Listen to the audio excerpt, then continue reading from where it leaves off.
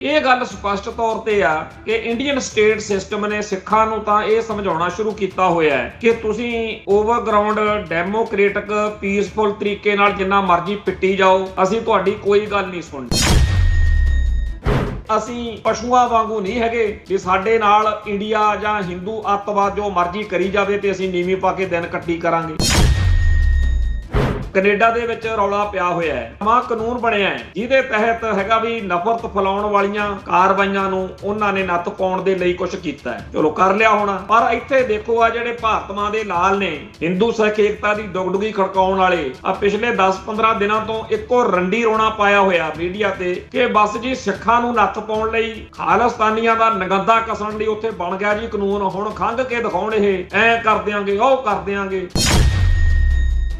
Social media ਤੇ ਹਜ਼ਾਰਾਂ ਇਹੋ ਜੀਆਂ ਵੀਡੀਓਜ਼ ਤੁਰੀਆਂ ਫਿਰਦੀਆਂ ਨੇ। ਇੱਕ ਕੱਲ ਮੇਰੇ ਸਾਹਮਣੇ ਕਿਸੇ ਨੇ ਭਰਾ ਨੇ ਭੇਜੀ, ਉਹਦੇ 'ਚ ਪਿੱਟਣ ਲੱਗੇ ਹੋਇਆ ਦੋ ਹਿੰਦੂ ਬੈਠ ਕੇ ਵੀ ਸਿੱਖੀ ਦਾ ਜਾਂ ਪੰਜਾਬ ਦੇ ਵਿੱਚ ਸਿੱਖਾਂ ਦਾ ਕਿਵੇਂ ਨੁਕਸਾਨ ਹੋ ਰਿਹਾ। ਖੁਸ਼ ਹੋ ਰਹੇ ਨੇ ਕਿ ਦੇਖੋ ਕਿੰਨੇ ਬੰਦੇ ਕੈਂਸਰ ਨਾਲ ਮਰ ਗਏ, ਕਿਵੇਂ ਪੰਜਾਬ 'ਚ ਭਈਆਂ ਦੀ ਆਬਾਦੀ ਵੱਧ ਰਹੀ ਆ, ਇਹਨਾਂ ਦੇ ਤਾਂ ਪੱਲੇ ਹੀ ਕੁਛ ਨਹੀਂ, ਇਹ ਤਾਂ ਭੱਜ ਗਏ। ਬਹੁਤ ਹੀ ਨੀਚਤਾ ਵਾਲੀਆਂ ਗੱਲਾਂ ਦੋ ਜਣੇ ਕਰ ਰਹੇ ਨੇ। ਸਾਡੇ ਇੱਥੇ ਬੰਦਿਆਂ ਨੂੰ ਚੜਿਆ ਹੁੰਦਾ ਨਹੀਂ ਜੀ ਆਪਾਂ ਸਰਬੱਤ ਦਾ ਭਲਾ ਮੰਗਣਾ।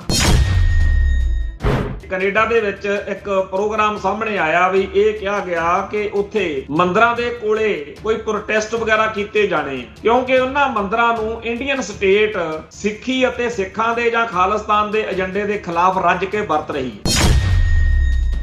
ਜਿਨ੍ਹਾਂ ਨੇ ਇਹ ਸੋਚਿਆ ਕਿ ਅਸੀਂ ਮੰਦਰਾਂ ਕੋਲੇ ਜਾ ਕੇ ਪ੍ਰੋਟੈਸਟ ਕਰਾਂਗੇ, ਇਹਦੇ ਉਲਟ ਸਾਡੇ ਕਈ ਭਰਾਵਾਂ ਨੇ ਕਿਹਾ ਕਿ ਫਿਰ ਕੱਲ ਨੂੰ ਉਹ ਗੁਰਦੁਆਰਿਆਂ ਦੇ ਸਾਹਮਣੇ ਆ ਕੇ ਕਰਨਗੇ। ਤਾਂ ਮੰਨ ਲਈ ਗੱਲ ਤੁਹਾਡੀ, ਪਰ ਤੁਸੀਂ ਇਸ ਗੱਲ ਦਾ ਵੀ ਜਵਾਬ ਦੇ ਦਿਓ ਬਈ ਭਾਰਤ ਮਾਤਾ ਕੀ ਜੈ ਵਾਲੇ ਨਾਅਰੇ ਲਾਉਂਦੇ ਫਿਰ ਤਿਰੰਗੇ ਝੰਡੇ ਟੈਂਕਾਂ ਤੇ ਲਾ ਕੇ ਅਗਲੇ ਆਏ ਸੀਗੇ।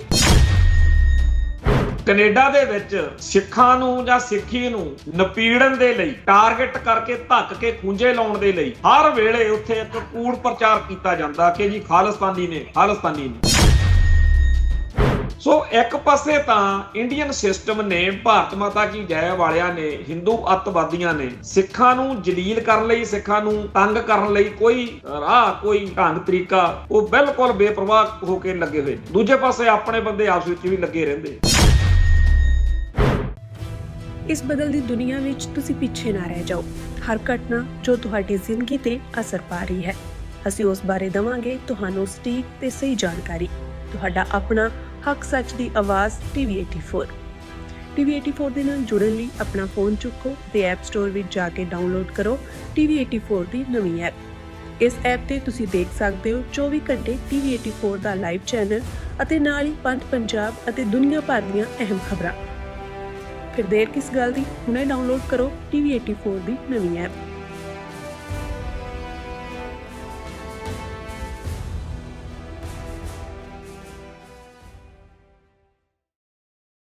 TV84 ਉੱਤੇ ਪ੍ਰੋਗਰਾਮ ਖਬਰ ਦੀ ਖਬਰ ਦੇਖ ਰਿਹਾ ਹੈ ਸਾਰੇ ਦਰਸ਼ਕਾਂ ਨੂੰ ਮੈਂ ਸਰਬਜੀਤ ਸਿੰਘ ਘੁਮਾਣ ਫਤਿਹ ਅਰਜ਼ ਕਰਦਾ ਜੀ। ਵਾਹਿਗੁਰੂ ਜੀ ਕਾ ਖਾਲਸਾ, ਵਾਹਿਗੁਰੂ ਜੀ ਕੀ ਫਤਿਹ। ਪਿਛਲੇ ਕਈ ਮਹੀਨਿਆਂ ਤੋਂ ਪੰਜਾਬ ਦੇ ਵਿੱਚ ਇਹੋ ਜਿਹੀਆਂ ਵਾਰਦਾਤਾਂ ਹੁੰਦੀਆਂ ਰਹੀਆਂ ਨੇ ਜਿਨ੍ਹਾਂ ਬਾਰੇ ਪੁਲਿਸ ਮੁਲਾਜ਼ਮ ਜਾਂ ਪੰਜਾਬ ਸਰਕਾਰ ਦਾ ਦਾਅਵਾ ਹੋਰ ਹੁੰਦਾ ਤੇ ਹਕੀਕਤ ਬਾਅਦ ਵਿੱਚ ਕੁਝ ਹੋਰ ਨਿਕਲਦੀ ਰਹੀ ਹੈ। ਕਈ ਥਾਣਿਆਂ ਦੇ ਉੱਤੇ ਹਮਲਿਆਂ ਦੀਆਂ ਖਬਰਾਂ ਪਿਛਲੇ ਦਿਨਾਂ 'ਚ ਆਈਆਂ। ਜਦੋਂ ਉਹ ਖਬਰ ਮੀਡੀਆ ਦੇ ਵਿੱਚ ਛਪਦੀ ਰਹੀ ਹੈ ਤਾਂ ਅਧਿਕਾਰੀਆਂ ਦਾ ਪੂਰਾ ਜ਼ੋਰ ਲੱਗਿਆ ਹੁੰਦਾ ਵਾ ਵੀ ਇਹ ਜੀ ਵੈਸੇ ਹੀ ਕੋਈ ਅੰਦਰ ਕਾਰ ਖੜੀ ਸੀ, ਉਹਦਾ ਟਾਇਰ ਪਾਟ ਗਿਆ ਜਾਂ ਅੰਦਰ ਸਿਲੰਡਰ ਫਟ ਗਿਆ। ਪਰ ਇਹ ਥਾਣਿਆਂ ਦੇ ਜਾਂ ਚੌਂਕੀਆਂ ਦੇ ਵਿੱਚ ਲਗਾਤਾਰ ਹਮਲਿਆਂ ਦੀਆਂ ਵਾਰਦਾਤਾਂ ਦੇ ਰੂਪ ਦੇ ਵਿੱਚ ਮਗਰੋਂ ਇਹਨਾਂ ਨੂੰ ਮਾਨਤਾ ਇਸੇ ਸਰਕਾਰ ਨੇ ਦਿੱਤੀ। ਕਈ ਥਾਂ ਤੇ ਬੰਦੇ ਫੜੇ, ਉਹਨਾਂ ਫੜੇ ਬੰਦਿਆਂ ਬਾਰੇ ਕਿਹਾ ਕਿ ਜੀ ਇਹਨਾਂ ਨੇ ਇਹ ਵਾਰਦਾਤਾਂ ਕੀਤੀਆਂ ਸੀ। ਹੁਣ ਇਹੋ ਜਿਹੀਆਂ ਵਾਰਦਾਤਾਂ ਦੇ ਲੜੀ ਦੇ ਵਿੱਚ ਅੰਮ੍ਰਿਤਸਰ ਦੇ ਦਿਹਾਤੀ ਇਲਾਕੇ ਦੇ ਵਿੱਚ ਬਾਰਡਰ ਵਾਲੇ ਪਾਸੇ ਭਿੰਡੀ ਸੈਦਾਂ ਨਾਂ ਦਾ ਜਿਹੜਾ ਪੁਲਿਸ ਸਟੇਸ਼ਨ ਹੈ, ਉਹਦੇ ਬਾਰੇ ਪਿਛਲੇ 2 ਦਿਨ ਤੋਂ ਚਰਚਾ ਚੱਲ ਰਹੀ ਆ ਕਿ ਉੱਥੇ ਬਹੁਤ ਕੋਈ ਵੱਡਾ ਧਮਾਕਾ ਹੋਇਆ ਜਿਹਦੇ ਵਿੱਚ ਕੋਈ ਜਾਨੀ ਨੁਕਸਾਨ ਤਾਂ ਭਾਵੇਂ ਨਹੀਂ ਹੋਇਆ, ਰਾਤ ਨੂੰ ਉੱਥੇ ਜਿਹੜਾ ਬਲਾਸਟ ਹੋਇਆ। ਪਰ ਇਸ ਧਮਾਕੇ ਬਾਰੇ ਵੀ ਪੁਲਿਸ ਅਧਿਕਾਰੀ ਜਾਂ ਸਰਕਾਰੀ ਤੌਰ ਦੇ ਉੱਤੇ ਇਹੀ ਜਤਾਇਆ ਜਾ ਰਿਹਾ ਵੀ ਐਡੀ ਕੋਈ ਗੱਲ ਨਹੀਂ। ਜਦੋਂ ਕਿ ਸਭ ਨੂੰ ਪਤਾ ਹੈਗਾ ਵੀ ਇਹ ਵਾਰਦਾਤ ਜਿਹੜੀ ਆ ਇਹ ਕੋਈ ਖੂਨ ਖਰਾਬੇ ਜਾਂ ਹਿੰਸਕ ਘਟਨਾਵਾਂ ਕਰਨ ਵਾਲਿਆਂ ਦੀ ਹੋਈ ਗੱਲਬਾਤ ਆ। ਇਹ ਕੋਈ ਐਵੇਂ ਕੋਈ ਅੰਦਰ ਆਪਣੇ ਆਪ ਚੀਜ਼ ਨਹੀਂ ਚੱਲ ਗਈ। ਭਿੰਡੀ ਸੈਦਾਂ ਵਾਲੀ ਘਟਨਾ ਦਾ ਅਜੇ ਕੋਈ ਤਣ ਪੱਤਣ ਗੱਲ ਲੱਗੀ ਨਹੀਂ ਸੀ। ਆ ਹੁਣੇ ਰੌਲਾ ਪੈ ਗਿਆ ਕਿ ਚੰਡੀਗੜ੍ਹ ਦੇ ਵਿੱਚ ਬੀਜੇਪੀ ਦਾ ਸੈਕਟਰ 37 ਦੇ ਵਿੱਚ ਜਿਹੜਾ ਦਫ਼ਤਰ ਖੋਲ੍ਹਿਆ ਹੋਇਆ, ਉੱਥੇ ਬਾਹਰ ਧਮਾਕਾ ਹੋਇਆ ਤੇ ਇੱਥੇ ਹੁਣ ਵੱਡੀ ਗਿਣਤੀ ਵਿੱਚ ਪੁਲਿਸ ਅਧਿਕਾਰੀ ਪਹੁੰਚ ਗਏ, ਫੋਰੈਂਸਿਕ ਟੀਮਾਂ ਪਹੁੰਚ ਗਈਆਂ ਤੇ ਹੋਰ ਵੀ ਜਿਹੜੇ ਅਧਿਕਾਰੀ ਨੇ ਉੱਥੇ ਪਹੁੰਚ ਗਏ ਨੇ। ਅਜੇ ਤੱਕ ਸਰਕਾਰੀ ਤੌਰ ਤੇ ਇਸ ਧਮਾਕੇ ਬਾਰੇ ਵੀ ਕੁਝ ਨਹੀਂ ਦੱਸਿਆ ਗਿਆ, ਪਰ ਇੱਕ ਗੱਲ ਪੱਕੀ ਆ ਕਿ ਪੰਜਾਬ ਦੇ ਥਾਣਿਆਂ ਨੂੰ, ਬੰਦ ਪਈਆਂ ਚੌਂਕੀਆਂ ਨੂੰ ਨਿਸ਼ਾਨਾ ਬਣਾ ਕੇ ਪਿਛਲੇ 2 ਸਾਲ ਤੋਂ ਜੋ ਕਵਾਇਦ ਚੱਲ ਰਹੀ ਸੀ, ਉਹਦੇ ਬਾਰੇ ਹਰੇਕ ਵਾਰ ਜਿਹੜੇ ਵੀ ਬੰਦੇ ਉਹ ਵਾਰਦਾਤ ਕਰਦੇ ਸੀ ਉਹਨਾਂ ਵੱਲੋਂ ਤਾਂ ਸੋਸ਼ਲ ਮੀਡੀਆ ਦੇ ਉੱਤੇ ਜ਼ਿੰਮੇਵਾਰੀ ਲੈ ਕੇ ਦੱਸ ਦਿੱਤਾ ਜਾਂਦਾ ਸੀ, ਪਰ ਸਰਕਾਰੀ ਤੌਰ ਦੇ ਉੱਤੇ ਨਹੀਂ ਸੀ ਮੰਨਿਆ ਜਾਂਦਾ। ਲੱਗਦਾ ਇਹ ਆ ਕਿ ਜਿਹੜਾ ਚੰਡੀਗੜ੍ਹ ਦੇ ਵਿੱਚ ਬੀਜੇਪੀ ਦੇ ਦਫ਼ਤਰ ਦੇ ਬਾਹਰ ਬਲਾਸਟ ਕੀਤਾ ਗਿਆ, ਇਹ ਵੀ ਸ਼ਾਇਦ ਉਹਨਾਂ ਹੀ ਲੋਕਾਂ ਵੱਲੋਂ ਕੀਤਾ ਗਿਆ ਕਿ ਆਪਦੇ ਵੱਲ ਧਿਆਨ ਖਿੱਚਣ ਲਈ, ਆਪਦੇ ਜਿਹੜੇ ਵੀ ਉਹਨਾਂ ਦੇ ਨੁਕਤੇ ਨੇ ਉਹਦੇ ਵੱਲ ਧਿਆਨ ਖਿੱਚਣ ਲਈ। ਹੁਣ ਗੱਲ ਇਹ ਆਪਣੇ ਆਪ ਦੇ ਵਿੱਚ ਕਈ ਅਰਥ ਰੱਖਦੀ ਹੈ। ਬੰਦਾ ਕੋਈ ਵੀ ਹੋਵੇ, ਉਹ ਹਿੰਸਕ ਵਾਰਦਾਤਾਂ ਵਾਲੇ ਪਾਸੇ ਛੇਤੀ ਕਿਤੇ ਨਹੀਂ ਜਾਂਦਾ, ਕਿਉਂਕਿ ਇਹਦੀ ਕੀਮਤ ਜ਼ਰੂਰ ਦੇਣੀ ਪੈਂਦੀ ਹੈ। ਹੁਣ ਜਿਹੜੇ ਵੀ ਬੰਦੇ ਇਹ ਵਾਰਦਾਤਾਂ ਕਰ ਰਹੇ ਨੇ ਜਾਂ ਕਰਵਾ ਰਹੇ ਨੇ, ਉਹਨਾਂ ਦੀ ਮਨਸ਼ਾ ਕੀ ਆ, ਇਹ ਤਾਂ ਸਾਹਮਣੇ ਆਏ ਗੱਲ ਜਾਂ ਪੁਲਿਸ ਵੱਲੋਂ ਜਾਂ ਉਧਰੋਂ ਕੋਈ ਫੇਰ ਹੀ ਗੱਲ ਆ। ਪਰ ਇਹ ਗੱਲ ਸਪਸ਼ਟ ਤੌਰ ਤੇ ਆ ਕਿ ਇੰਡੀਅਨ ਸਟੇਟ ਸਿਸਟਮ ਨੇ ਸਿੱਖਾਂ ਨੂੰ ਤਾਂ ਇਹ ਸਮਝਾਉਣਾ ਸ਼ੁਰੂ ਕੀਤਾ ਹੋਇਆ ਹੈ ਕਿ ਤੁਸੀਂ ਓਵਰਗਰਾਉਂਡ ਡੈਮੋਕ੍ਰੇਟਿਕ ਪੀਸਫੁਲ ਤਰੀਕੇ ਨਾਲ ਜਿੰਨਾ ਮਰਜ਼ੀ ਪਿੱਟੀ ਜਾਓ, ਅਸੀਂ ਤੁਹਾਡੀ ਕੋਈ ਗੱਲ ਨਹੀਂ ਸੁਣਨੀ। ਆਪਾਂ ਰੋਜ਼ ਇਸ ਪ੍ਰੋਗਰਾਮ 'ਚ ਇਹੀ ਗੱਲਬਾਤ ਕਰਦੇ ਹਾਂ ਕਿ ਜਦੋਂ ਵੀ ਸਿੱਖਾਂ ਦੀ ਕੋਈ ਸੁਣਵਾਈ ਹੋਈ ਆ ਨਾ, ਜਦੋਂ ਵੀ ਸਟੇਟ ਨੇ ਕਿਹਾ ਕਿ ਆਓ ਜੀ ਬਹਿ ਕੇ ਗੱਲ ਕਰਦੇ ਆ, ਉਦੋਂ ਹੀ ਕੀਤੀ ਆ ਜਦੋਂ AK-47 ਖੜਕਦੀ ਸੀ। ਉਦਾਂ ਤਾਂ ਯਾਦ ਕਰੋ ਇੱਕ ਵਾਰੀ ਵੱਡੇ ਬਾਦਲ ਦੀ ਫੋਟੋ ਜਦੋਂ ਗੁਰਦੁਆਰਾ ਰਕਾਬਗੰਜ ਸਾਹਿਬ ਤੋਂ ਨਿਕਲੇ ਤੇ ਜਿਹੜਾ ਭਾਰਤ ਦਾ ਸੰਵਿਧਾਨ ਆ, ਇਹਦੀ ਜਿਹੜੀ ਧਾਰਾ 25(2)B ਜਿਹਦੇ 'ਚ ਸਿੱਖਾਂ ਨੂੰ ਹਿੰਦੂ ਲਿਖਿਆ ਹੋਇਆ, ਉਹਨੂੰ ਸਾੜਿਆ ਸੀ। ਹੁਣ ਪਾਰਲੀਮੈਂਟ ਦੇ ਨੇੜੇ ਇਹ ਗੁਰਦੁਆਰਾ ਰਕਾਬਗੰਜ ਸਾਹਿਬ, ਦਿੱਲੀ ਦੇ ਵਿੱਚ, ਰਾਜਧਾਨੀ ਦੇ ਵਿੱਚ, ਜੇ ਸਿੱਖਾਂ ਨੇ ਭਾਰਤੀ ਸੰਵਿਧਾਨ ਨੂੰ ਵੀ ਸਾੜ ਕੇ ਦੇਖ ਲਿਆ ਤੇ ਅਗਲਿਆਂ ਨੇ ਕੋਈ ਗੱਲ ਨਹੀਂ ਸੁਣੀ, ਉਲਟਾ ਫੈਡਰੇਸ਼ਨ ਤੇ ਜਥੇਬੰਦੀ ਤੇ ਫੈਡਰੇਸ਼ਨ ਉੱਤੇ ਉਦੋਂ ਪਾਬੰਦੀ ਲਾਤੀ, ਦਲ ਖਾਲਸਾ ਤੇ ਪਾਬੰਦੀ ਲਾਤੀ, ਫਿਰ ਬਾਅਦ ਚ ਦਰਬਾਰ ਸਾਹਿਬ ਤੇ ਹਮਲਾ ਹੀ ਕਰਤਾ। ਜਦੋਂ ਸਿੰਘਾਂ ਨੇ ਅਸਾਲਟ ਚੱਕ ਲਈ, ਫਿਰ ਮਗਰ ਮਗਰ ਤੁਰੇ ਫਿਰਦੇ ਸੀ, ਵਿਚੋਲੇ ਲੱਭ ਕੇ ਖਾੜਕੂਆਂ ਨਾਲ ਬਹਿ ਕੇ ਗੱਲ ਕਰਨੀ ਆ। ਜਦੋਂ ਖਾੜਕੂ ਸਿੰਘਾਂ ਨੂੰ ਆਪਣੀ ਕੌਮ ਦੇ ਵਿੱਚੋਂ ਲੋਕ ਕਹਿਣ ਲੱਗੇ ਵੀ ਜੇ ਤੁਸੀਂ ਕੰਮ ਥੋੜਾ ਜਿਹਾ ਢਿੱਲਾ ਕਰ ਲਓ ਸ਼ਾਇਦ ਆਪਣਾ ਕੁਝ ਬਣ ਜੇ, ਕਈ ਸਿੰਘਾਂ ਨੇ ਆਖਿਆ ਕਿ ਐਵੇਂ ਇਹਨਾਂ ਦੇ ਪਛੜਾਵੇ 'ਚ ਨਾ ਆਵੋ, ਇਹ ਬਹੁਤ ਹੀ ਜ਼ਿਆਦਾ ਸ਼ਾਤਰ ਲੋਕ ਨੇ, ਇਹ ਸੰਘਰਸ਼ ਨੂੰ ਕਮਜ਼ੋਰ ਕਰਨ ਲਈ ਇਹ ਗੱਲਾਂ ਕਰ ਰਹੇ ਨੇ। ਪਰ ਉਦੋਂ ਓਵਰਗਰਾਉਂਡ ਡੈਮੋਕ੍ਰੇਟਿਕ ਤੇ ਪੀਸਫੁਲ ਤਰੀਕੇ ਵਿੱਚ ਯਕੀਨ ਰੱਖਣ ਵਾਲੇ ਸਾਡੇ ਭਰਾਵਾਂ ਨੇ ਪੂਰਾ ਰੱਜ ਕੇ ਭੰਡੀ ਪ੍ਰਚਾਰ ਹੀ ਕਰਨਾ ਸ਼ੁਰੂ ਕਰਤਾ ਕਿ ਇਹ ਖਾੜਕੂ ਨਹੀਂ ਕਿਸੇ ਕੰਢੇ ਬਨੇ ਲੱਗਣ ਦਿੰਦੇ, ਸਟੇਟ ਤਾਂ, ਇੰਡੀਅਨ ਸਟੇਟ ਤਾਂ ਬਹਿ ਕੇ ਗੱਲ ਨਿਬੇੜਨ ਨੂੰ ਫਿਰਦੀ ਹੈ। ਨਤੀਜਾ ਕੀ ਨਿਕਲਿਆ ਕਿ ਜਦੋਂ ਓਵਰਗਰਾਉਂਡ ਡੈਮੋਕ੍ਰੇਟਿਕ ਪੀਸਫੁਲ ਤਰੀਕੇ ਵਾਲਿਆਂ ਦੀ ਗੱਲ ਮੰਨ ਕੇ ਖਾੜਕੂਆਂ ਨੇ ਸਰਕਾਰ ਨਾਲ ਗੱਲਬਾਤ ਤੋਰੀ, ਤਾਂ ਉਦੋਂ ਬਾਅਦ ਵਿੱਚ ਗੱਲ ਨਾਲੇ ਤਾਂ ਸੰਘਰਸ਼ ਕਮਜ਼ੋਰ ਹੁੰਦਾ ਗਿਆ। ਇੱਥੇ ਡਾਕਟਰ ਸੰਗਤ ਸਿੰਘ ਦੀ ਕਿਤਾਬ ਇਤਿਹਾਸ ਵਿੱਚ ਸਿੱਖ, ਉਹਦੇ ਵਿੱਚ ਸਪਸ਼ਟ ਤੌਰ ਤੇ ਦਰਜ ਵਾ ਕਿ ਜਦੋਂ ਸਰਕਾਰ ਅਤੇ ਖਾੜਕੂਆਂ ਦੇ ਵਿਚਾਲੇ ਗੱਲਬਾਤ ਦਾ ਦੌਰ ਚੱਲਿਆ, ਉਦੋਂ ਜਿਹੜੇ ਇੰਡੀਅਨ ਸਟੇਟ ਦੇ ਏਜੰਸੀਆਂ ਦੇ ਕਰਿੰਦੇ ਸੀ, ਉਹਨਾਂ ਨੇ ਪਹਿਲਾਂ ਹੀ ਮਿਥਿਆ ਹੋਇਆ ਸੀ ਵੀ ਗੱਲਬਾਤ ਚ ਉਲਝਾ ਕੇ ਅਸਲ ਵਿੱਚ ਆਪਾਂ ਇਹਨਾਂ ਦੇ ਟਿਕਾਣਿਆਂ ਦੀ ਨਿਸ਼ਾਨਦੇਹੀ ਕਰਨੀ ਹੈ। ਨਤੀਜਾ ਕੀ ਨਿਕਲਿਆ ਕਿ ਹੌਲੀ ਹੌਲੀ ਸਾਲ 2 ਸਾਲ ਦੇ ਵਿੱਚ ਸਿੰਘਾਂ ਦਾ ਸ਼ਹੀਦੀਆਂ ਦਾ ਦੌਰ ਤੇਜ਼ ਹੋ ਗਿਆ ਤੇ ਖਾੜਕੂ ਲਹਿਰ ਨੂੰ ਖਤਮ ਕਰਨ ਤੋਂ ਬਾਅਦ ਮੁੜ ਕੇ ਕਿਸੇ ਨੇ ਸਿੱਖਾਂ ਦੇ ਕਿਸੇ ਮਸਲੇ ਦੀ ਗੱਲ ਹੀ ਨਹੀਂ ਕੀਤੀ। ਹੁਣ ਪਿਛਲੇ 25-30 ਸਾਲ ਤੋਂ ਆਪਣੇ ਸਾਹਮਣੇ ਆ, 1994-95 ਤੋਂ 30 ਸਾਲ ਤੋਂ ਤੇ ਕੋਈ ਗੱਲ ਕਰਦਾ ਹੀ ਨਹੀਂ। ਸੋ ਸਿੱਖਾਂ ਨੂੰ ਤਾਂ ਅਗਲੇ ਅਕਲ ਦੇ ਰਹੇ ਨੇ ਵੀ ਜੇ ਤਾਂ ਅਸਾਲਟ ਚੱਕ ਲਓਗੇ, ਖੜਕਾ ਦੜਕਾ ਕਰ ਲਓਗੇ ਤਾਂ ਤੁਹਾਡੇ ਵੱਲ ਧਿਆਨ ਆ ਜੂ। ਜਿਵੇਂ ਆਪਣੇ ਪਿੰਡਾਂ 'ਚ ਕਹਿੰਦੇ ਹੁੰਦੇ ਨੇ ਵੀ ਬਿਨਾਂ ਰੋਏ ਤੋਂ ਤਾਂ ਮਾਂ ਨਹੀਂ ਦੁੱਧ ਦਿੰਦੀ। ਤੇ ਆਪਣੀ ਕੌਮ ਦਾ ਜੋ ਹਾਲ ਆ ਉਹ ਆਪਣੇ ਸਭ ਦੇ ਸਾਹਮਣੇ ਆ।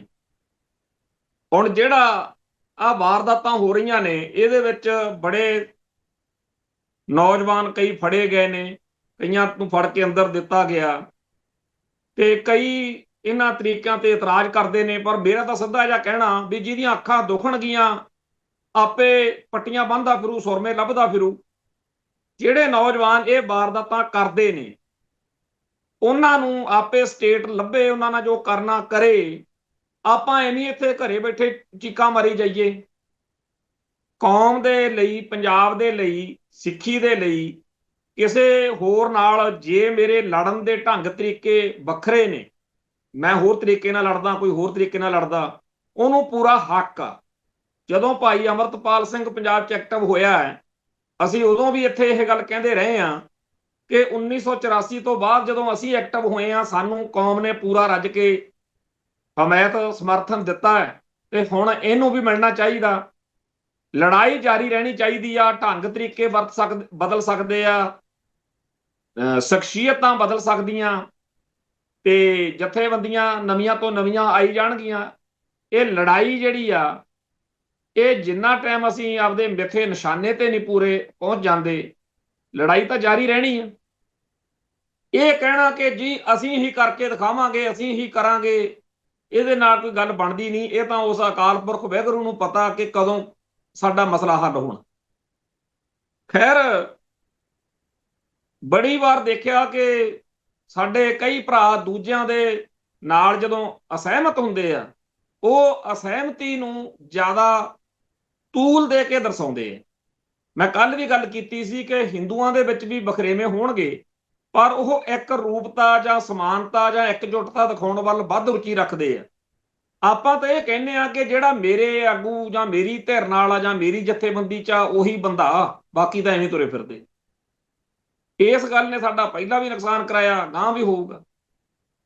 ਹੁਣ ਸਿੱਖਸ ਫਾਰ ਜਸਟਿਸ ਵਾਲਿਆਂ ਦੇ ਕਈ ਢੰਗ ਤਰੀਕਿਆਂ ਨਾਲ, ਕਈ ਐਲਾਨਾਂ ਬਿਆਨਾਂ ਨਾਲ ਬਹੁਤ ਸਾਰੇ ਭਰਾਵਾਂ ਦੀ ਅਸਹਿਮਤੀ ਹੁੰਦੀ, ਪਰ ਆਪਾਂ ਆਪਦਾ ਵਿਰੋਧ ਦਰਜ ਕਰਵਾਉਣ ਲਈ, ਅਸਹਿਮਤੀ ਦਰਜ ਕਰਵਾਉਣ ਲਈ ਸਲੀਕੇ ਨਾਲ ਗੱਲ ਕਰਨੀ ਚਾਹੀਦੀ ਹੈ। ਜੇਕਰ ਬਾਦਲ ਵਰਗੇ ਆਗੂ ਭਾਰਤ ਦਾ ਸੰਵਿਧਾਨ ਸਾੜ ਸਕਦੇ ਆ,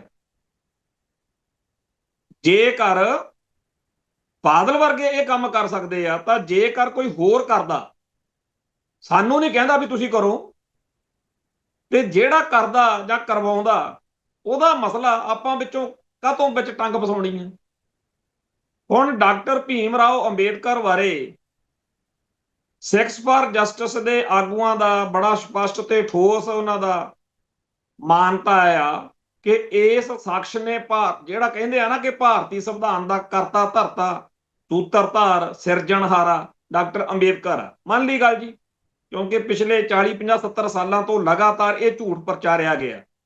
ਅੱਜ ਦੀ ਤਰੀਕ ਵਿੱਚ ਵੀ ਦਲਿਤ ਭਾਈਚਾਰੇ ਦੇ ਜਾਂ ਡਾਕਟਰ ਅੰਬੇਦਕਰ ਨੂੰ ਨਾਇਕ ਮੰਨਣ ਵਾਲੇ ਇਹ ਸੱਚ ਮੰਨਣ ਨੂੰ ਤਿਆਰ ਨਹੀਂ ਹੈਗੇ ਕਿ ਡਾਕਟਰ ਭੀਮ ਰਾਓ ਅੰਬੇਦਕਰ ਉਸ ਕੌਂਸਟੀਟਿਊਸ਼ਨਲ ਅਸੈਂਬਲੀ ਦਾ, ਜਿਹਨੇ ਕੌਂਸਟੀਟਿਊਸ਼ਨ ਬਣਾਉਣਾ ਸੀ, ਉਸ ਕਮੇਟੀ ਦਾ ਅਹਿਮ ਚਿਹਰਾ ਤਾਂ ਮੰਨਿਆ ਜਾ ਸਕਦਾ, ਪਰ ਜੇ ਤੁਸੀਂ ਸਾਰੀ ਗੱਲ ਉਹਦੇ ਤਾਣੇ ਪੇਟੇ ਪਾਉਂਦੇ ਹੋ ਤਾਂ ਮੈਂ ਤਾਂ ਉਹਦੀ ਇੱਥੇ ਧਨੰਜੇ ਕੀਰ ਦੀ ਲਿਖੀ ਹੋਈ ਸਵੈ ਜੀਵਨੀ ਪੜ੍ਹੀ ਆ, ਪਈ ਆ, ਉਹਦੇ ਚੋਂ ਠੋਕ ਵਜਾ ਕੇ ਕਹਿ ਰਿਹਾ ਡਾਕਟਰ ਅੰਬੇਦਕਰ ਕਿ ਮੈਨੂੰ ਕਹਿੰਦੇ ਆ ਸੰਵਿਧਾਨ ਤਾਂ ਹੀ ਬਣਾਇਆ, ਕਹਿੰਦਾ ਪਰ ਜੇ ਇਹਨੂੰ ਅੱਗ ਲਾਉਣੀ ਹੋਵੇ ਸਭ ਤੋਂ ਪਹਿਲਾਂ ਮੈਂ ਅੱਗ ਲਾਊਂ ਇਹਨੂੰ।